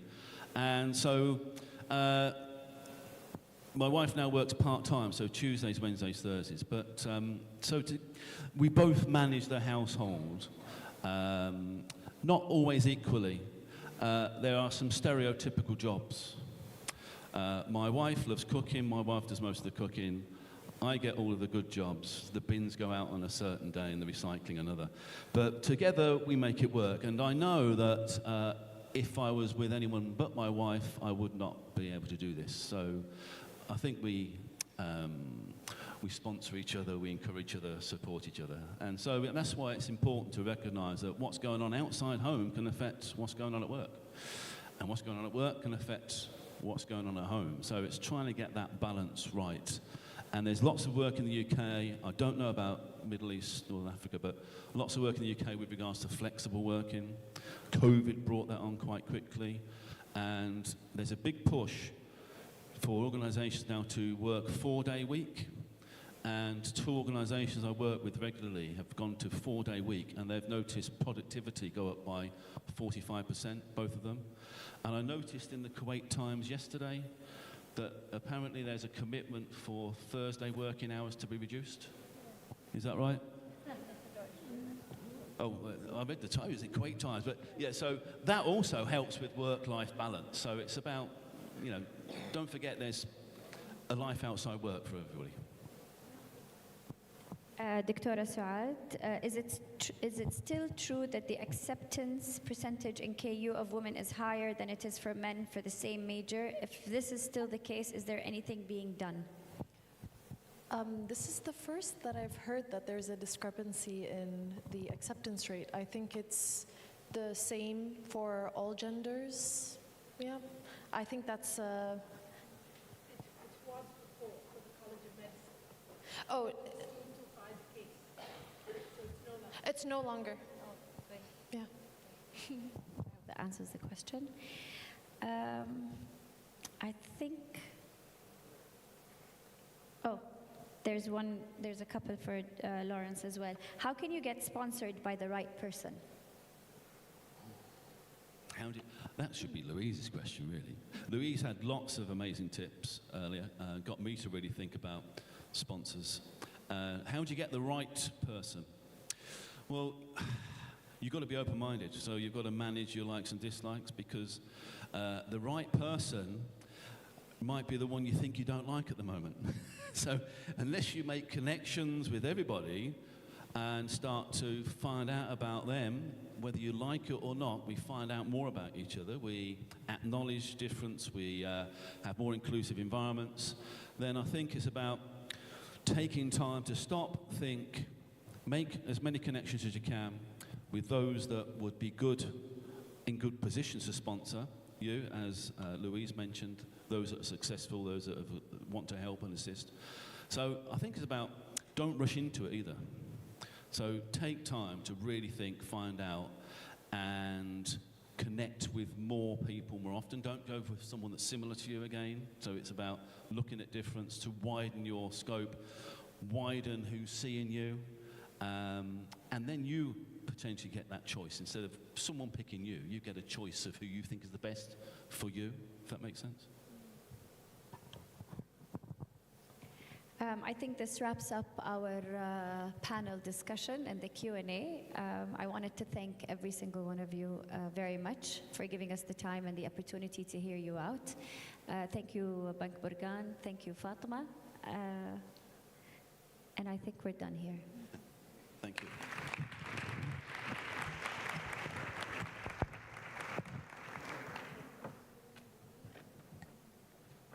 Thank you for our incredible panelists and insightful discussions, and also actionable steps we can take to empower more women to rise and thrive in leadership positions.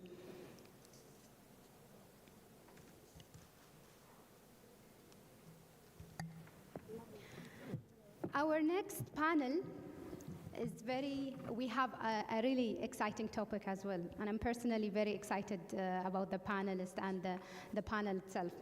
It will talk about women leading change, managing organization and transformation. It will be led by our moderator, Ms. Iman Al-Awadi.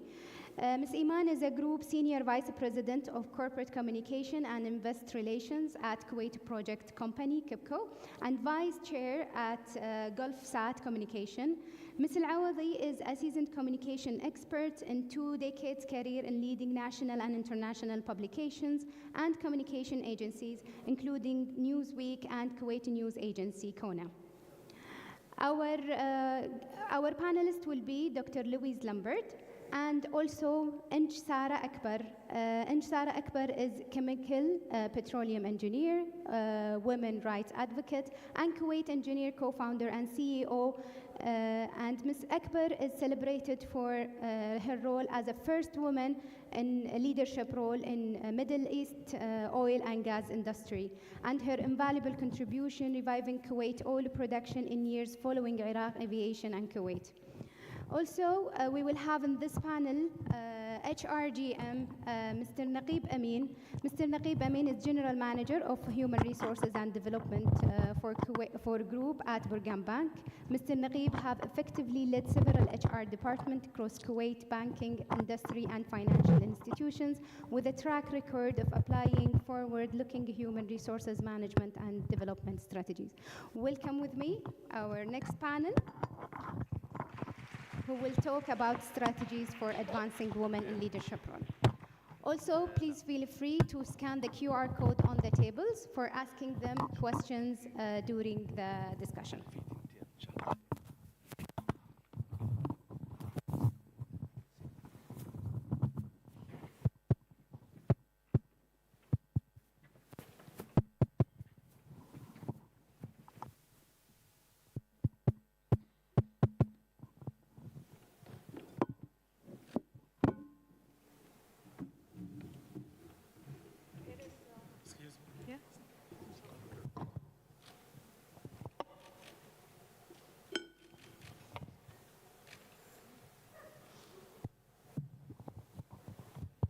Okay, it's working now.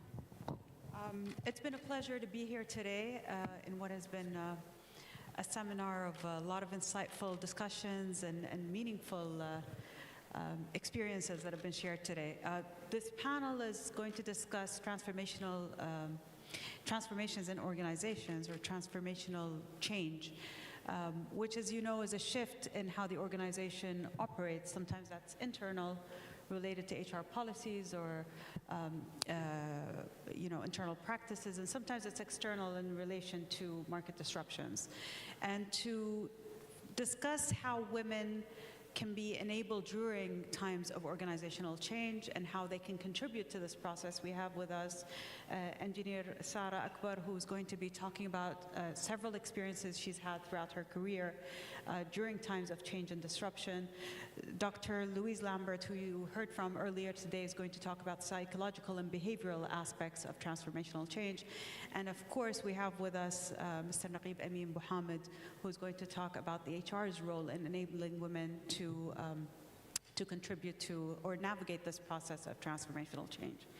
So if you'll allow me, I'll begin with a question for Dr. Louise. How can leaders build resilience within their teams that are navigating complex changes? And how are women positioned to be, or to build resilience in others during this process? Yeah, I think it's a good question, and in my talk I refer to those 19 capabilities. So, and those are skills everybody has, but they come a little bit more easily to women. And I think in the earlier panel we spoke about this idea of emotional intelligence. There's always this idea that women are so emotional. Great, that's exactly what we need. And so thinking about these skills, how do you build resilience? It's really about bringing out the best in your team, but also bringing out their ability not just to cope, not just to withstand, but also to thrive in times of stress and change as well. So if we look at some of those 19 capabilities, and I've written them here, but it's things, you know, they motivate others, they develop others, they build relationships, collaboration, teamwork. So basically it's all the things that moms do with kids, essentially. And so it comes easily, and again, when women just lean into that side of themselves, they can be very successful with their teams. But there are other things that they can do as well. So my area is actually positive psychology. So looking at how do we bring out the best in people? How do we raise levels of well-being as we're going through change? So it's not only about coping with the bad and, you know, withstanding, but coming out the other end and being amazing. And I'm going to, you know, talk about two tiny little things, and they're really small, and you might even think, really? That sounds really simple and hokey and silly, but when we do it, it has big effects. And one is, you know, tiny little practice you can use with your teams and simply focusing on what were 3 good things that happened today. And at first they might look at you and be like, nothing? Well, let's think harder. What were 3 good things that happened today? And it might be, yeah, my talk was okay, or I managed to convince so-and-so, not the other 3, but at least I got 1 on board. That's a good thing. And it's kind of just this recognition that change takes a long time. And sometimes it's hard to see because we're doing big work. We're doing heavy work. And so on a daily basis, on a weekly basis, we may not see that, but looking backwards, we definitely see that we change a little bit every single day, and we have those improvements every single day. So your job as a leader is really to pull those out. 3 good things. We got to find them. The other thing we could do is this notion of capitalization. Often we focus on, we have fires to put out, we have challenges, what are we going to do, how are we going to get through this? And we need that, that's good, but we forget to also say, wow, that was amazing. And capitalization is exactly that. When we capitalize on other people's good mood, it elevates, it extends the good mood for them, but it also allows other people hearing that good news to equally experience that positive emotion. So leaders can really take some time, make space for good news and amplify it. Allow people to kind of sit in that good news, even if it's for 15 seconds, 30 seconds, a minute, but to recognize that it's a good time to be a woman, even though we're changing, even though it's difficult, but we're actually moving ahead, and to remind ourselves. Okay.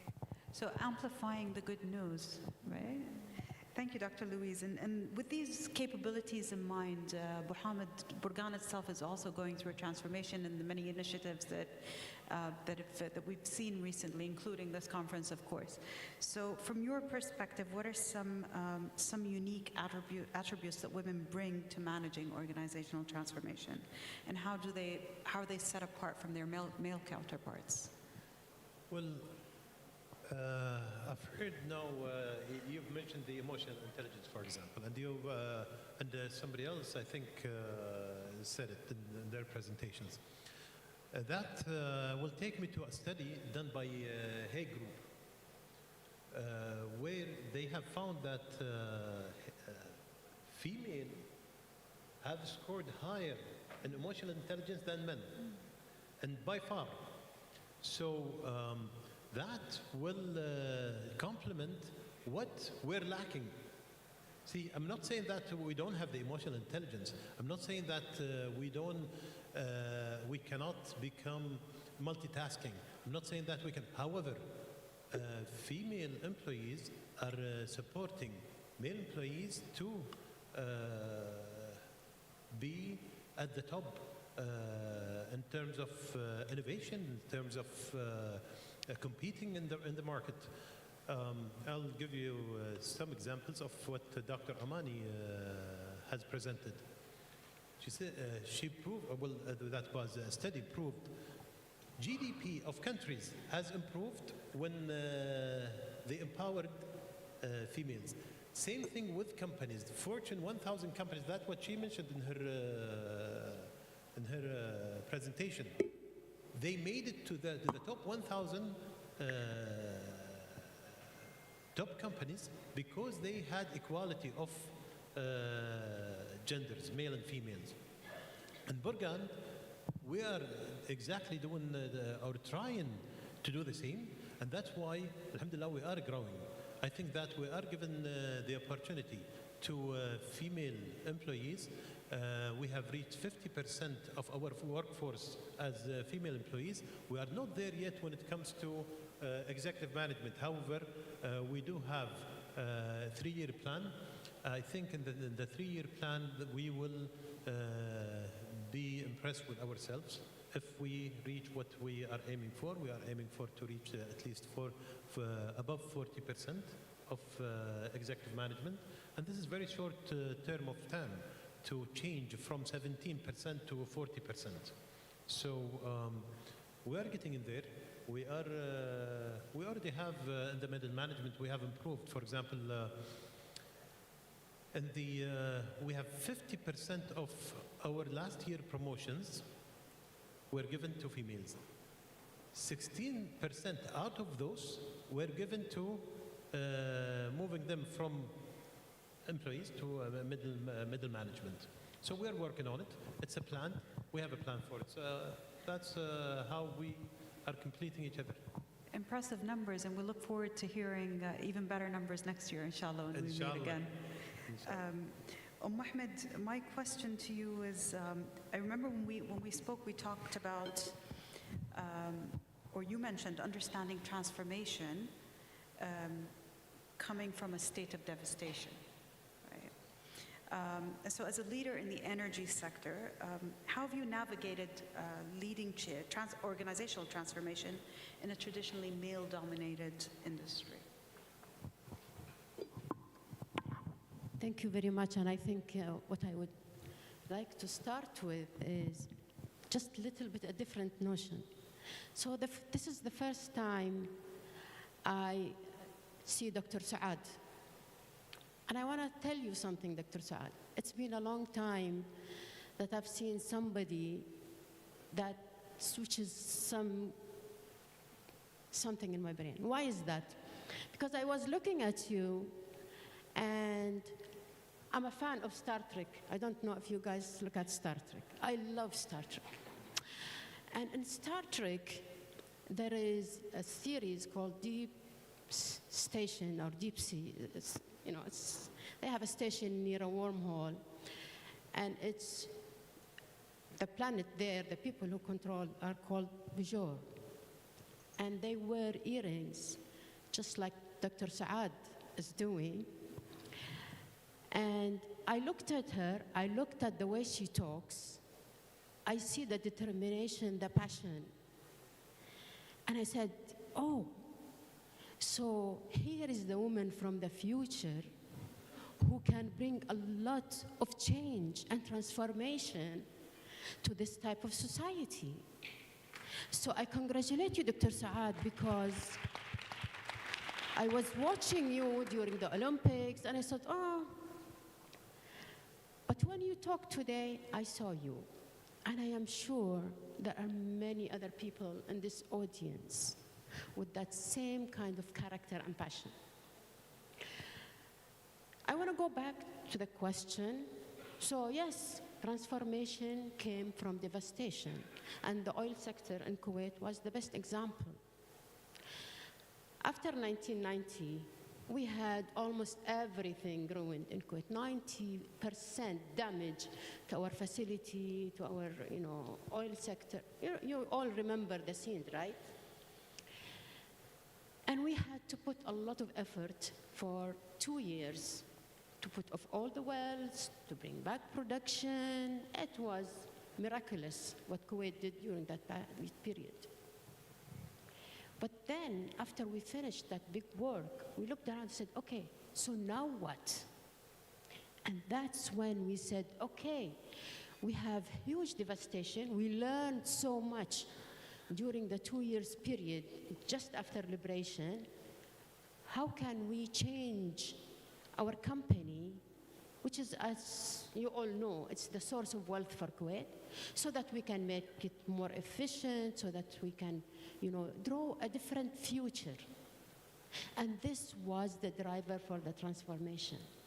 And I have to say that we had to learn it from few people in the organization who definitely, genuinely believed in it. The leadership, Mr. Khalid Flage, Mr. Ahmed Al-Arbid, Mr. Mohammed Al-Jazzaf.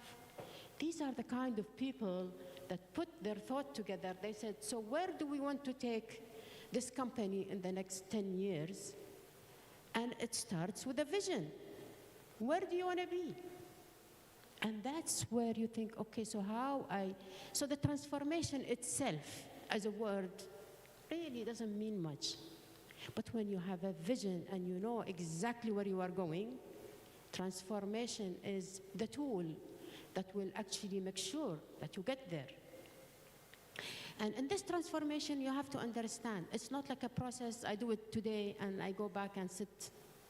It's a continuous thing. It's a continuous process.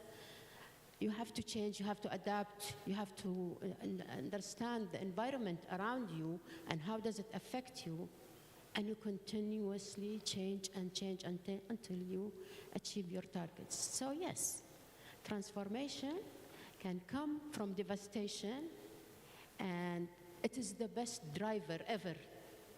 Companies transform when they are at the bottom because they see there is no future, and that's why they can change. But you don't have to do that. You don't have to do that. You have to embrace it from the beginning, draw a future, and just go about it. Thank you, Mohammed. Dr. Louise, what are the critical success factors for women leading change in large, complex organizations? And how can they best prepare themselves for these roles? So I think, as I was talking in my talk, is really this notion of social capital. And, you know, it's not just about having friends in the right places or just having friends, but really it's people we can go to when we need trusted advice, idea, trust. It's people that we can go to who are going to give us honest feedback and say, yeah, no, you messed up there. And sometimes people need to tell us that. So having that network it's invaluable, that is why we call it capital. It's money in the bank. So having that in the workplace, but I would almost say it's more important to have it out of the workplace as well. When work is going well, you want that network. When work is not going well, you need a network outside. Because again, that's going to be maybe the second group, the second catchment net that is going to help you when you really need it, but it's also going to give you that perspective, maybe from different industries with different skill sets. Again, the more diverse your network, the more resilient you will be. So really making a point of reaching out to people who are not like you. Different ages, cultural backgrounds, again, industries. So for me, like that's the biggest thing. Build your network. Your network is your wealth, in fact. So that would be one of them. The other one is resilience. You know, we kind of focus on the job, we focus on the people, but somebody talked about this earlier, your internal skills, your psychological, your mental toughness, if you will, that takes us a long way. And when the chips are down and life is kind of miserable and work is difficult, we need to be able to get up, pick ourselves up, but also to remain optimistic in the face of difficulty. So how do we become resilient? Well, there's 50 ways to Sunday to do that, but it could be going to the gym every day. That's a way that is going to keep you mentally tough and, of course, physically resilient.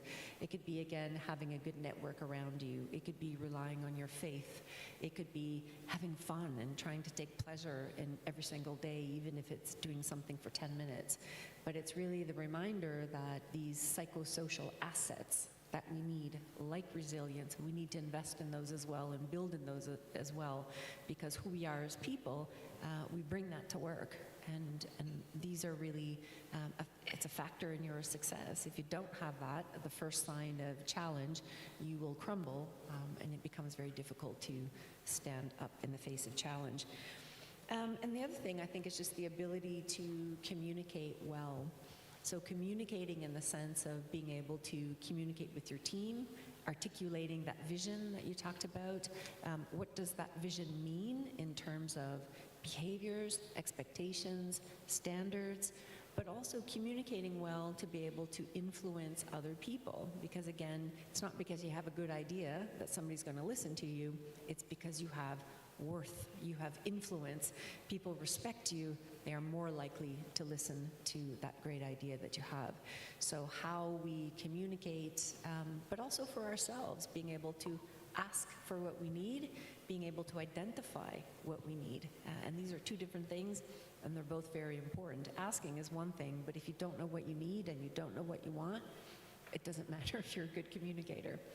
So I would say those would be the three factors that I can identify, probably among others, but we'll start there. So we've heard it repeatedly today, the importance of having a strong network, and also, of course, being resilient, having that will and this drive to continuously improve ourselves. Thank you, Dr. Louise. Mohammed, going back to the numbers that you brought up just in the previous question, what are some specific initiatives that have been going on at Burgan Bank that have contributed to these numbers? Well, I'll start with this one, I guess, the Empower Her. This is just to prove that. And by the way, when we do this, and as I've talked to the media, believe me, this is not for the media. This is what we believe. And this is what, because this is maybe like as of today, this is the last session. However, we started, for example, with the Empower Her internship with our college students, just to, only for females. And that's to empower them on how to become successful employees and future leaders. We have a group of coaches,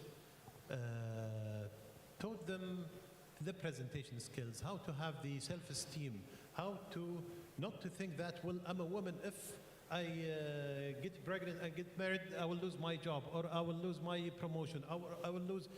That's the fear of most of the females, at least in this part of the world. And I'm sure not only this part of the world, I'm sure everywhere, because the part of, when I saw the presentation, I was thrilled with the percentage. I always thought in US and Europe, much higher percentages. It seems like we're not far from what is happening in it's the whole universe. It seems like it's a masculine universe.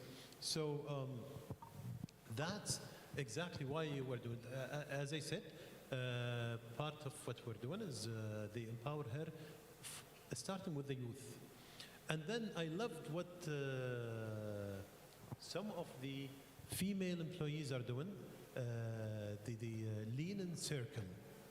Lean in Circle, when I guess you're the one who taught me about it. Lean in Circle, just like an initiative where female employees get together to innovate, try to change the culture of Burgan Bank. They give ideas, they coach each other, they mentor each other, and then for whatever initiatives to improve the corporate culture, they will just raise their voice. That's another, they get on Thursday, which is, I like that they have specified one day to do it. I hope that they don't miss it, and they don't forget about it. We have Ru'ya. Ru'ya is a program where we build leaders for succession planning in the bank. We start with Ru'ya for fresh graduates, and then middle management, and 45% of those are female employees. So we are building them to become and to create leaders. So 45% is a fair percentage. That's why I said that we are aiming to reach more than 40% within 3 years, inshallah. So, and then we have Burgan Care. Burgan Care is where we saw that if an employee did not finish university or they wish to go for higher education, we are sponsoring fully those people. 60% of those are female employees. 60% of the staff who benefited from continuous education are female employees. So that's, again, that's another initiative to empower her. So this is what we are doing in Burgan. We're trying to, not trying, but we are doing it. We are walking the talk, we speak about it, and we action it. And I think, Mohammed, the beauty of a lot of these initiatives is they're not just directed at your employees, but also at younger people who are going to contribute to the community in general. And so Burgan's impact is just beyond the bank. It's also to the community itself. So thank you very much for that. And Iman, I would like to add one more thing that we have done in Burgan, which is very few companies in Kuwait do, that we don't differentiate between the benefits between males and females. Whatever a mother, whatever a father employee gets for his family and children, mother will get. And for example, educational allowance, health insurance, ticketing, because it used to be, well, still a lot of companies, they give only to the father. So we don't differentiate. It is given to both. That's another initiative that to encourage and empower female employees to join Burgan as well. No, I think you're going to get a lot of people wanting to join Burgan now. Thank you, Mohammed. Mohammed, you shared a lot of transformational stories, a lot of stories that challenged you as a female in terms of transformational times in the companies that you worked at, whether at KOC or the companies that you established. If you could tell us some of the more significant or the ones that impacted you. So I think there was a question, how did I start my career and where was the transformation in that? So today, one of the young engineers came to see me today, and she said, I came here because I wanted to meet you, because it is because of you that I went to study engineering, because I wanted to become like you. And these moments are the most satisfying moments for me. So when I joined KOC as a young engineer, we were not treated equally. Lady engineers, female engineers were not to go and work in the fields. They were always engineers who can work only in the office, while every single male engineer had the opportunity to go and work in the fields and learn. And that's why when they come back and work in the office, they have some mileage because they have actually learned it from the ground. And that's what I saw from day one. And that's why I went to the company, to the management. I said, look, I want to have the same opportunity to learn and work in the fields. And of course, in Kuwaiti society, they said, no engineers, we cannot allow women to go into the fields. It's a small society and this is critical. I said, I will take responsibility for myself and for my safety. After lots of negotiation, and let me say, I was adamant, I insisted. Resilient. I said, no, I want that, and I can. Of course, I got it. They said, okay, you can work in the fields from 7 o'clock until 4 o'clock in the PM, and I was happy with that. But in the first job that I went to, it was an offshore platform. We were drilling a well in the offshore.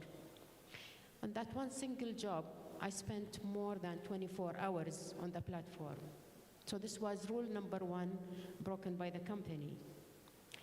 And that was the door that was opened, not only for me, but for many female engineers. If you go to the fields today, you see them everywhere in North Kuwait and West Kuwait and, all over KOC and all over KMPC. And I am so proud that 2 of the most senior CEOs of the K companies today are women, Wadha Al-Khatib and Al-Hajj, Nadia Al-Hajj. So that is the kind of change that came about because of one action, one engineer, one person took and stood. And then, of course, I cannot say, oh, it was only me. No. It was only because of that open-minded leader that we had who actually allowed me to go and do this. Of course, he told me, never come and complain because this you didn't do this or that. Don't come to me. I said, I will never come to you. But it was the combination of somebody who was willing to take the risk and adamant and resilient, and a very open-minded leader who actually helped to open that door. And because of those actions today, you have a complete transformation in the way things are done all over in the fields, offshore, onshore, everywhere in KOC. So what I want to say is, set a target for yourself and never be shy of trying to put and hit at it until you get it, because, not because for you, because then probably in the future, many people will benefit. You create life and society, you create change and transformation, and that's more than what anyone can ask for in life. So that's the kind of Thank you, Mahmoud. Of course, having had the insider kind of meeting with Mahmoud, I've heard so many stories that I wish we had time to share here, but they're all very inspirational. So inshallah, you all get to sit with her separately and kind of hear some of that as well. Dr. Louise, I'll come back to you, and I'll ask you to share some examples of how positive psychology interventions can support women in leadership roles during times of organizational upheaval. So for anybody who's not familiar with positive psychology, it's psychology like every other kind, but mainstream psychology, we typically look at how do we reduce the bad? How do we reduce depression, anxiety, mental health symptoms, all of this? And the assumption is that if we remove the bad, then we're just, ta-da, automatically happy. And all that does really is bring us from a negative to a zero. And the problem with staying at a zero is that it actually makes us vulnerable to sliding back down into that place of negativity. So positive psychology takes a slightly different approach. It looks at how do we build psychosocial assets? How do we build positive emotional experiences? How do we get people past neutral? How do we get people past a state of languishing to a state of flourishing so that people feel well, they feel good, they're happy? And from positive psychology, we've developed a number of what are called positive psychology interventions, PPIs, or strategies to improve life satisfaction, quality of life, subjective well-being. And there's a couple of them that are useful in times when things are stressful. And one is this notion of giving stress meaning. So when we're going through stressful times, it's the pits. We've all had that experience. And stress is made worse when it doesn't have a reason. So when you're pushing around paper, you're doing redundant practices, people are yelling at you, and you get home and you're like, what's the point? Why are we even doing this?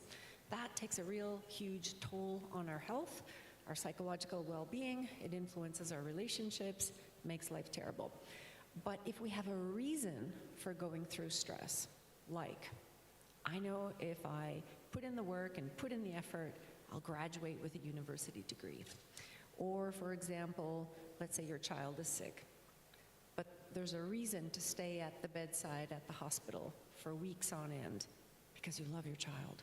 Suddenly that stress doesn't bother you so much because there's a meaning behind it. So what we can do when we're going through a stressful time is give it meaning. And this is really remind yourself, why do you do what you do? And if it's hard to remember why you do what you do, you can use what we call mental subtraction. Do you want to be without your job? Do you want somebody to take away that project?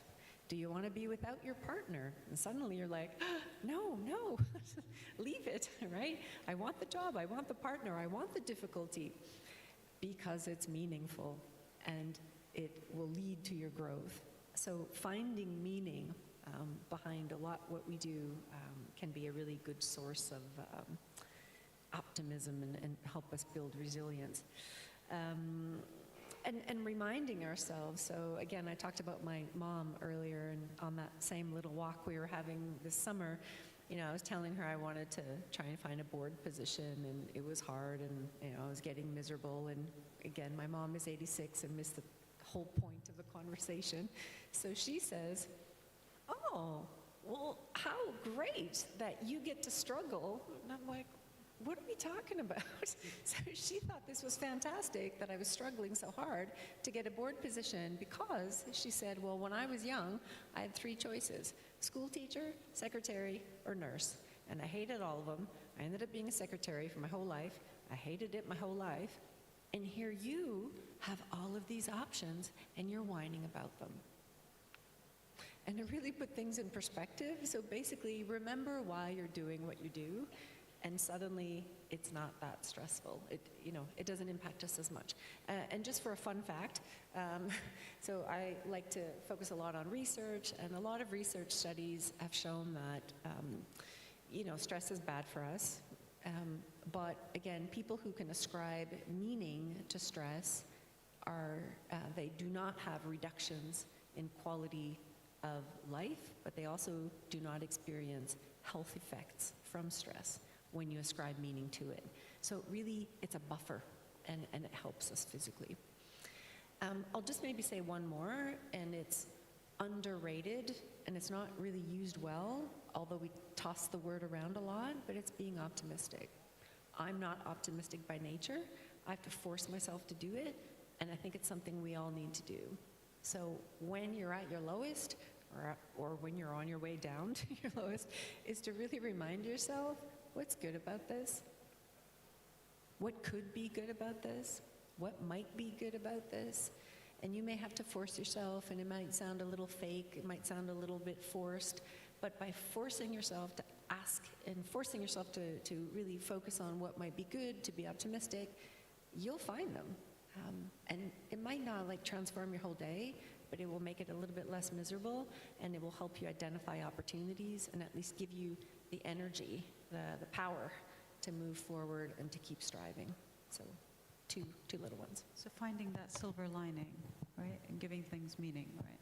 Yeah. It's never as bad as we think. Okay.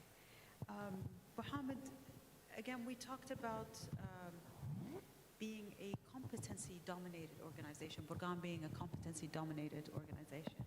So can we talk about the importance of organizational culture in promoting gender diversity or gender equity?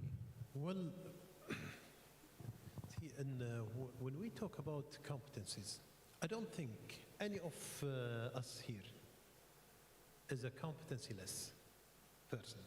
We all have competencies. We all have personalities that differentiate us. And when we talk about diversity, it's not about genders only, not about nationality only. It's about individualism. We branded ourselves per individual and branded him or herself, and then we got together to build an organizational culture. So those competencies, being it a male or female, they are there. How to get best use out of them. The only difference, the only difference between when we say male and female, sometimes male can get together in a sports club, especially in this part of the world, in a sports club, in a coffee shop, in a Diwania. We have something called Diwania here in Kuwait, where men get together. And see, sometimes when we get together, we don't discuss only our hobbies, and no, we discuss work, because we get together with colleagues. When it comes to female, they don't do much of that. That's why I was so happy when I heard of the lead and circle. I was like, well, that's what you need to do, because this is what we're doing. That's why we have more opportunities than female. It's not about we have better skills or we are more competent. No, exactly, social capital, exactly, thank you. So we're trying to capitalize on this now at Burgan. We are trying to encourage, I'm going to be even though that I'm not a female, but I'm going to be sponsoring this. You have to get together. You have to get to know the skills of each other, because when it comes to competency, we have evaluations, and we evaluate the competency of each person regardless of the gender. We train to improve the competencies of employees regardless of gender. So honestly, on this issue, it is not about the gender.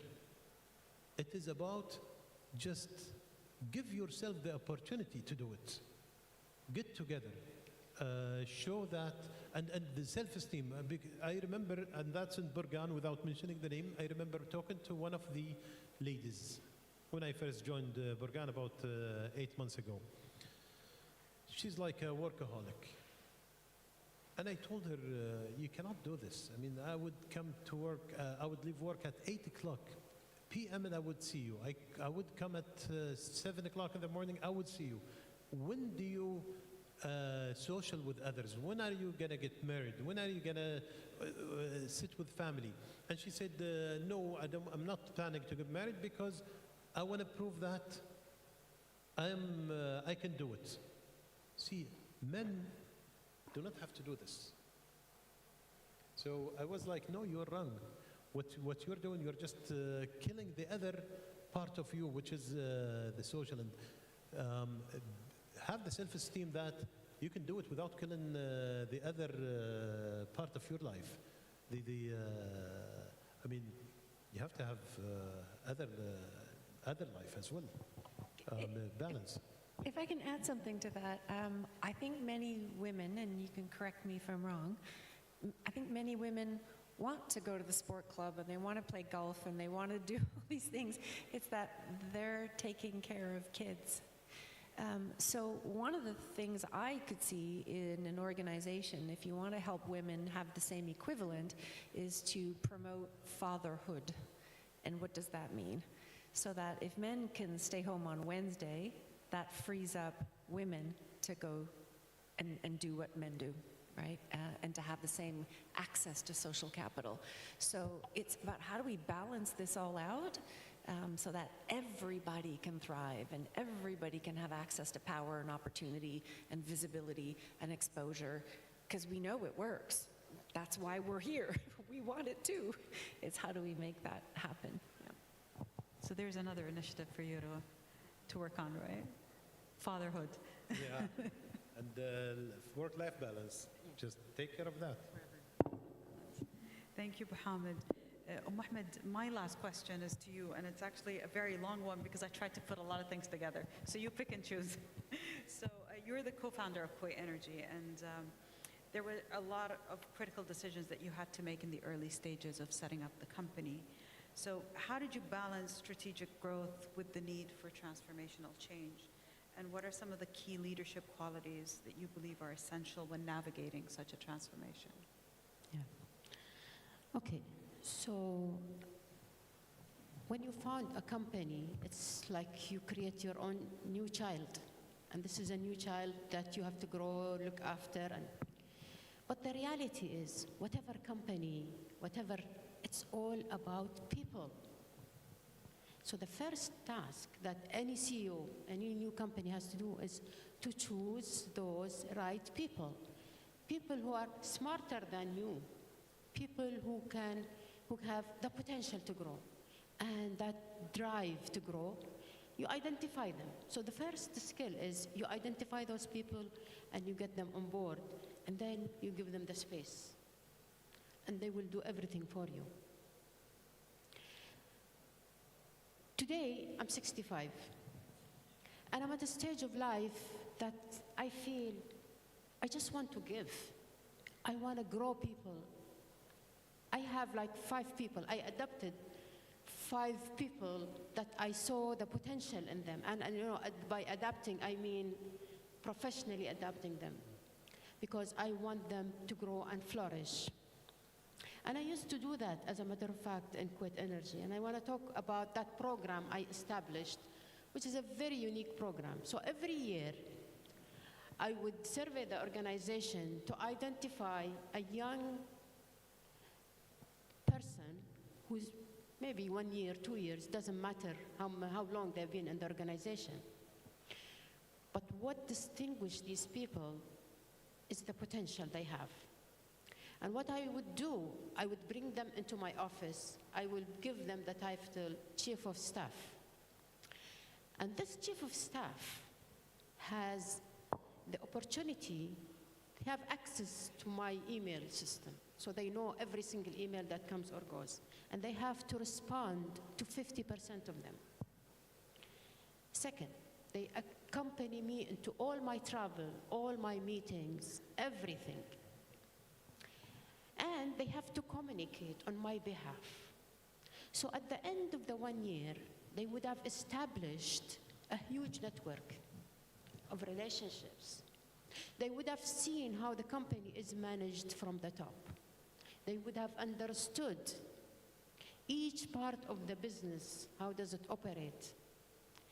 And it's like giving them a 5-year extensive training program in leadership condensed into 1 year. Yes, in that 1 year, they have to actually work 16 hours per day. There is no, I told them from the beginning, those join the program, you forget you have family, you forget you have life, there is no sport, there is only work and learning.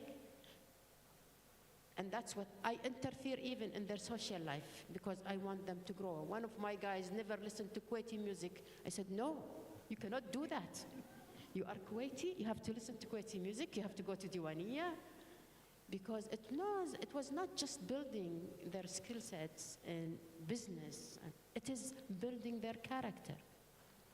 And throughout my years in Kuwait Energy, I developed 11 people like that. And every single one of them is a great achievement. And I look at them today in all their positions. I feel so proud because I took them from being a very small individual into becoming true leaders with lots of ethics. The way we train them is ethical standards is on top. And like I said, at the end of the day, every company is a bunch of people. And the processes that go within through the heads of those people is what creates success for the company. So as the role of the leadership is to grow people and to give them space, and that's what creates success. That is something I wanted to share because I was telling Dr. Iman about this, and she said, wow, I've never seen such program. Because with this program, you actually take risk because you are giving somebody, a junior, 50% of your decisions as CEO. But look, leadership is about taking those risks because at the end of the day, it pays off big time, big time.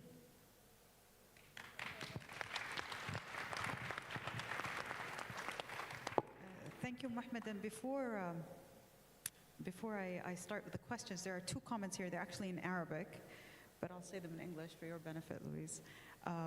There's one who says that she's here in this conference because you're here. So she came to listen to what you had to say. And the other one said, you're an inspiration, and you are the person who made me feel when I was young that women are a superpower and that they can do anything they want. So thank you. So these are 2 comments from 2 ladies here in the room. Thank you very much. And I'll start with the first question to Dr. Louise. When do you think empowerment goes wrong? Does it go wrong? Okay, I didn't expect that. I think when it's, so in my talk, I talked about this notion of the free pass. A free pass is a free pass. That's when empowerment goes wrong. So when it's not backed up with solid experience, time in the role, guidance, advice, feedback, talent, caliber, potential, when it's really just here you go, I like you, let's see what happens. No, because you still have business outcomes to attain, you still have team outcomes to attain, you still, and also your personal reputation as well. So I think empowerment goes wrong in these situations. I would hope that doesn't happen, but I think, sometimes it may. Maybe if organizations are doing it just for show. We put 10 women on the fast track without really thinking through what that means, what are the implications of those decisions, and also how are those people selected based on what criteria. You mentioned that earlier. Okay, but I'm going to think about that a little longer. Thank you. Who asked that hard question? The audience gets more challenging towards the end of the day. We've been inspiring them all day. Mohammed, the question to you is, actually, this is a funny question to ask you. As HR, and I'll say as PR as well, because that applies as well, most people say that it's a female role. Why, and do you agree that HR is basically a woman's job? Well, first of all, they do have women. They're known, as I said, emotional intelligence. They are higher than men. And this is the first one. Second, even though I talked about men, they socialize outside, but when it comes to the social relationship, female have a higher score than men when it comes to relationship with colleagues inside the organizations. Sorry. That's why maybe you see more successful female employees in the organizations, in most of the organizations. Whoever asked the question is correct, because I see more female than male makes it to the end and to the top of, because of those competencies, the emotional intelligence and the social intelligence, social relationships inside the organization. All right, thank you very much. Mohammed, question for you. How do you express to your male manager that it's time for you to take the lead on a project? And the whole team are men. So the lady is asking how does she approach her male manager and ask basically to be given a project or to be given more responsibility? So, yes, many people ask you, as an engineer working in the fields with hijab and so on.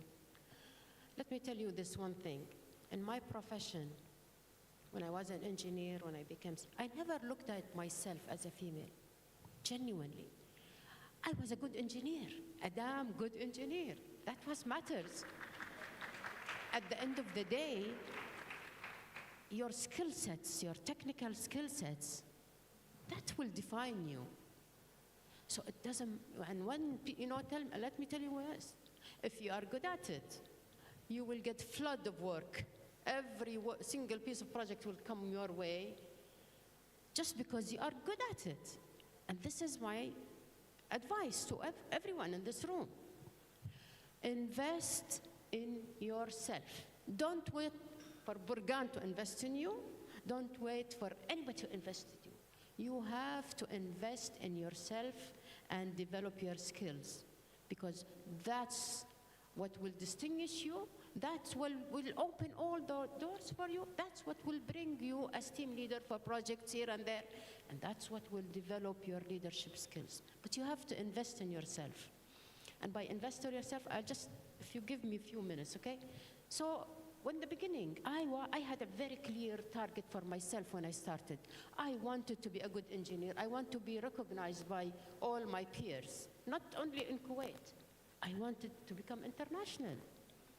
So I joined Society of Petroleum Engineers International, and I paid for my own trips to attend the conferences. And I had a target. I wanted to be on the board of Society of Petroleum Engineers, and I achieved that. Secondly, in the beginning, in the early 80s, and this is an important point, we live today in the way we live because of three things that happened in the early 80s that changed our lives: laptops, mobiles, and internet. But as a big organization like KOC, they will never embrace this quickly. So I invested myself. I went to buy my own personal computer. I trained myself to use this computer at home after working hours so that I can prepare the best, nicest, colorful reports for the company.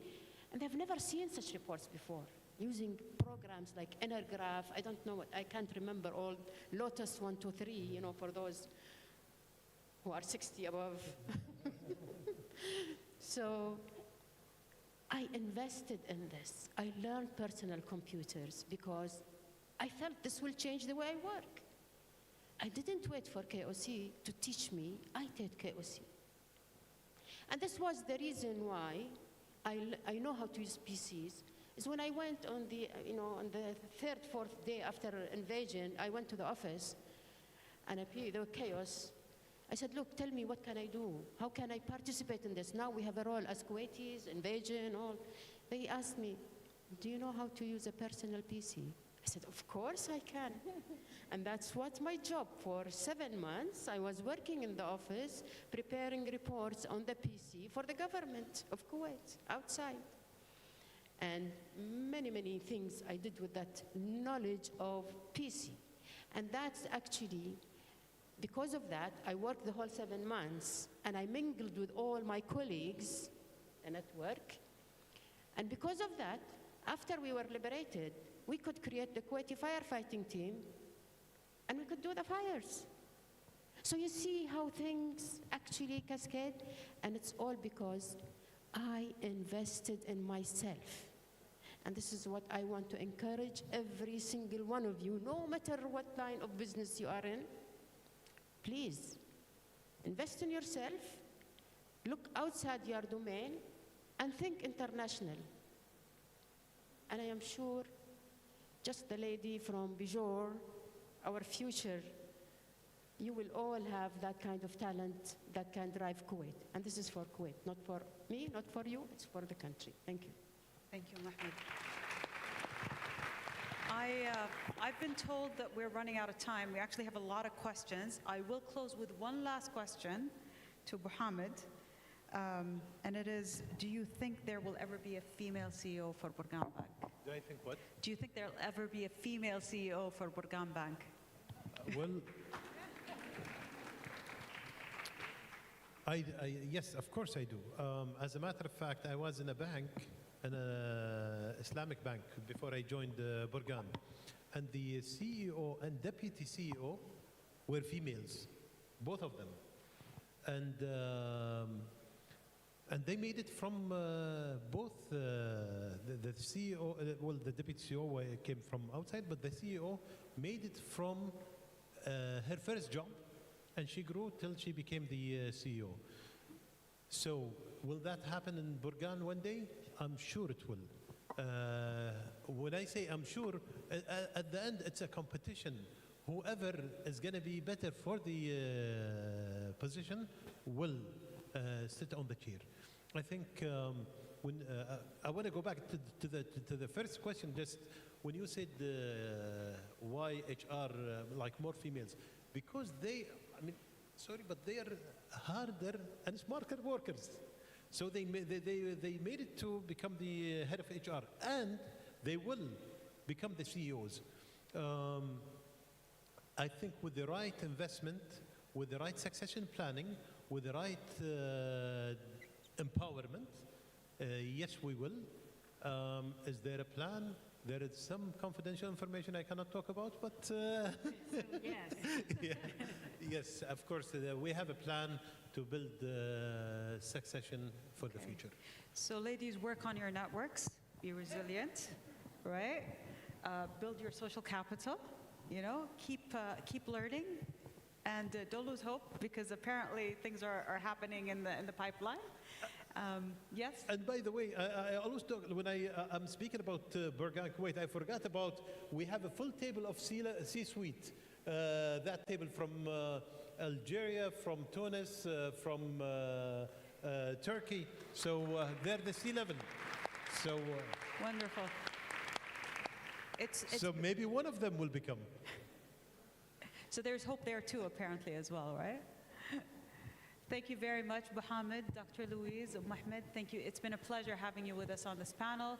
And I think this brings us to the end of today's conference. Fatma? Yeah. Okay. Thank you. I think they will want to take a group picture from the panel.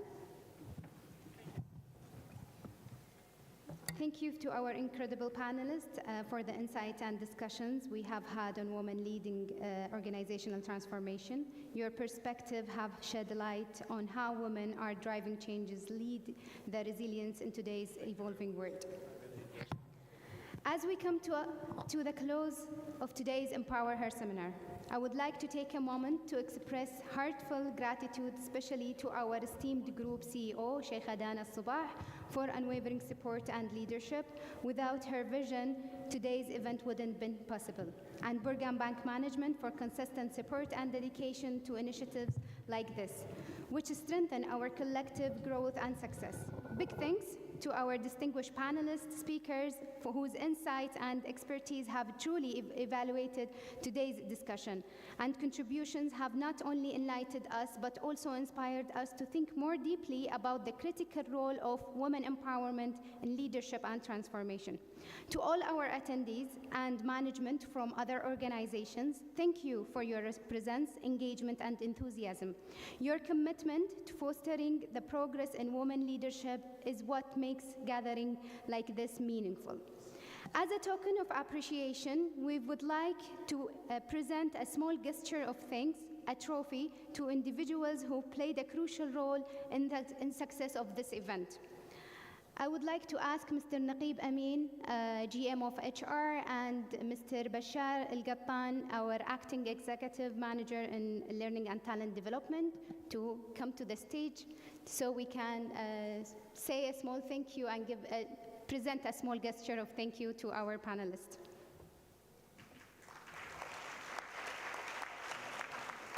Starting with our keynote speakers, Dr. Louise Limbert.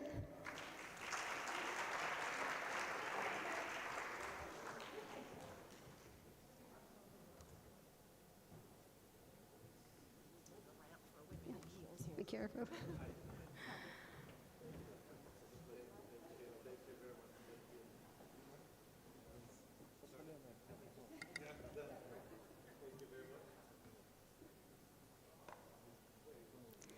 Mr. Lawrence Harvey.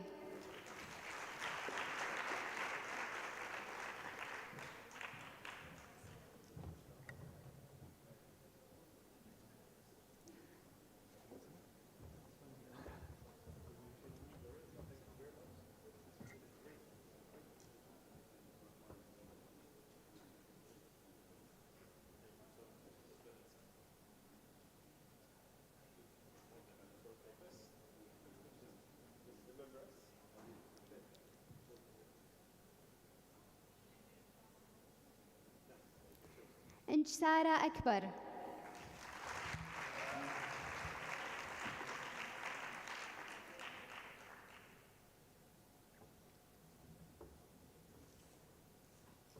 يعطيك العافية.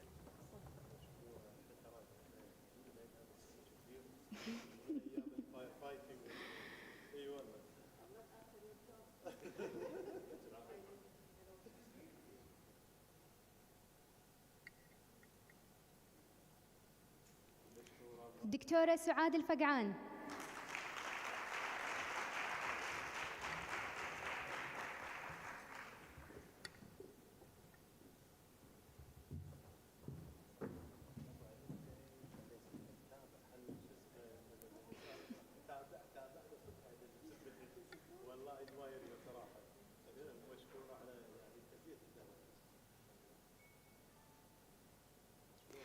دكتورة منى الخواري.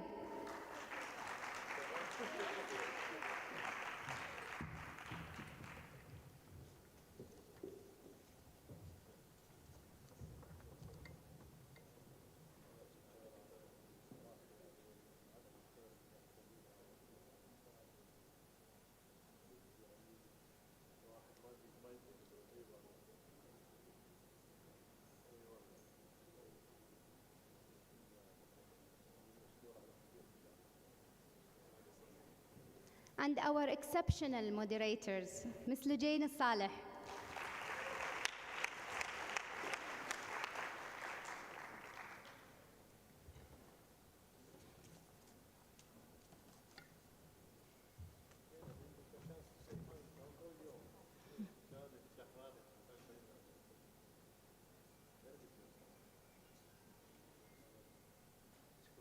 And last but not least, my supporter during this event, Ms. Iman Al-Awadi. We really appreciate her support throughout this journey.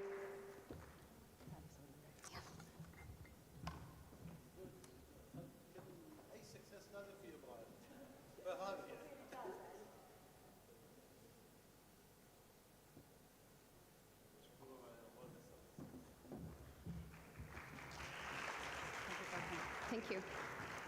We also want to extend, Bashar, can you stay? Bashar, we're not done. We also would like to express our deepest appreciation for the departments who work tirelessly behind the scene to bring this event to life, from logistics, communications, operations, and technical support. Your collaborative and hard work ensured that today was resounding and success. From marketing and communication team represented by Ms. Khulud Al-Faili, special thanks to her team, Dar Al-Gabandi, Hassan Najada, Salman Muhammad, and Muhammad Al-Husseini. Please, Ms. Khulud Al-Faili, if you can join us on the stage.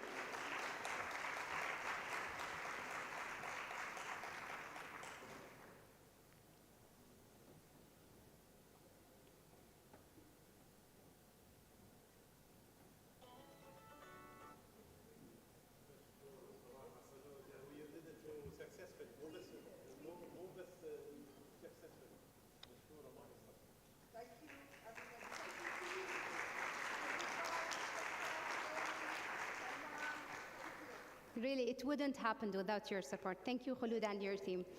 International Banking Office, represented by Ms. Huda Shimiri, and special thanks to Jenny D'Souza for her support in helping us to bring our subsidiaries into Kuwait and have this success in collaboration.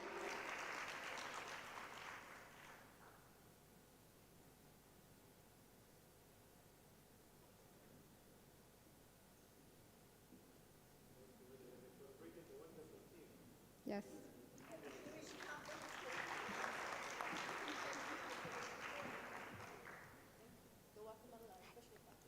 you.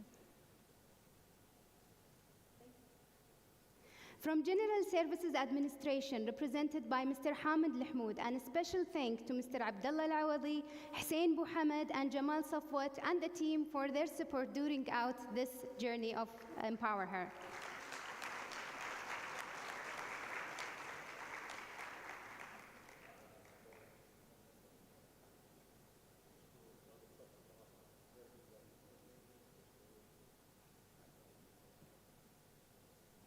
Special thanks to the coordinator team behind today's event, our HR team who supported us during this event.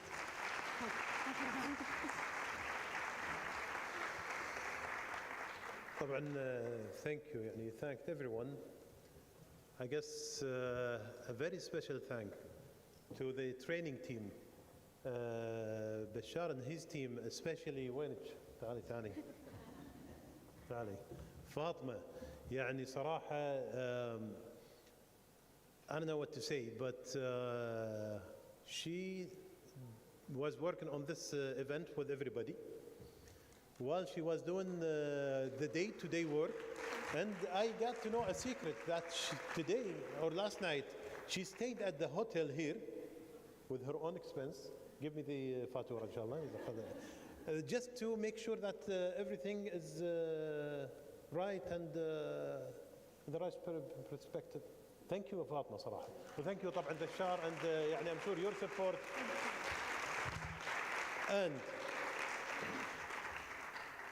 And of course, everyone who attended, everyone who stayed till now, 3 o'clock. Thank you for the people who traveled from all the way to from their countries, Turkey, Tunisia, Algeria, to just come and support us here.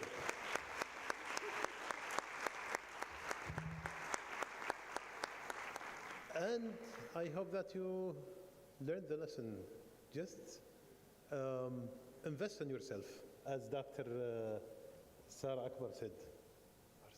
Just invest in yourself. You are empowered. See, I mean, all companies now, they are striving to empower her. So her empower you. So I admire you. Thank you very much. We would like to have a group picture, so please, everyone in the room, join us on the stage for last group picture. Thank you.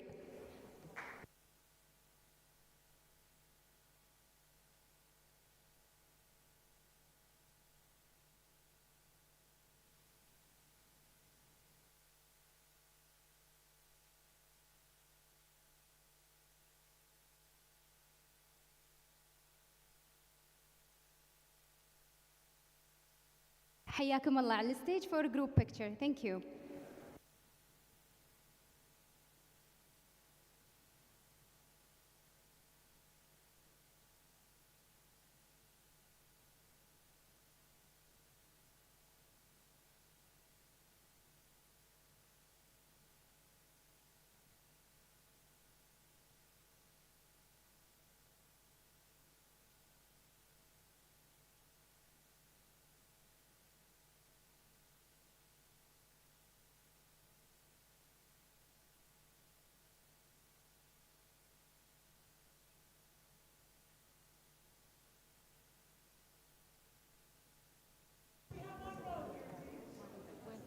Can we have one row on the down of the stage and the rest on the top?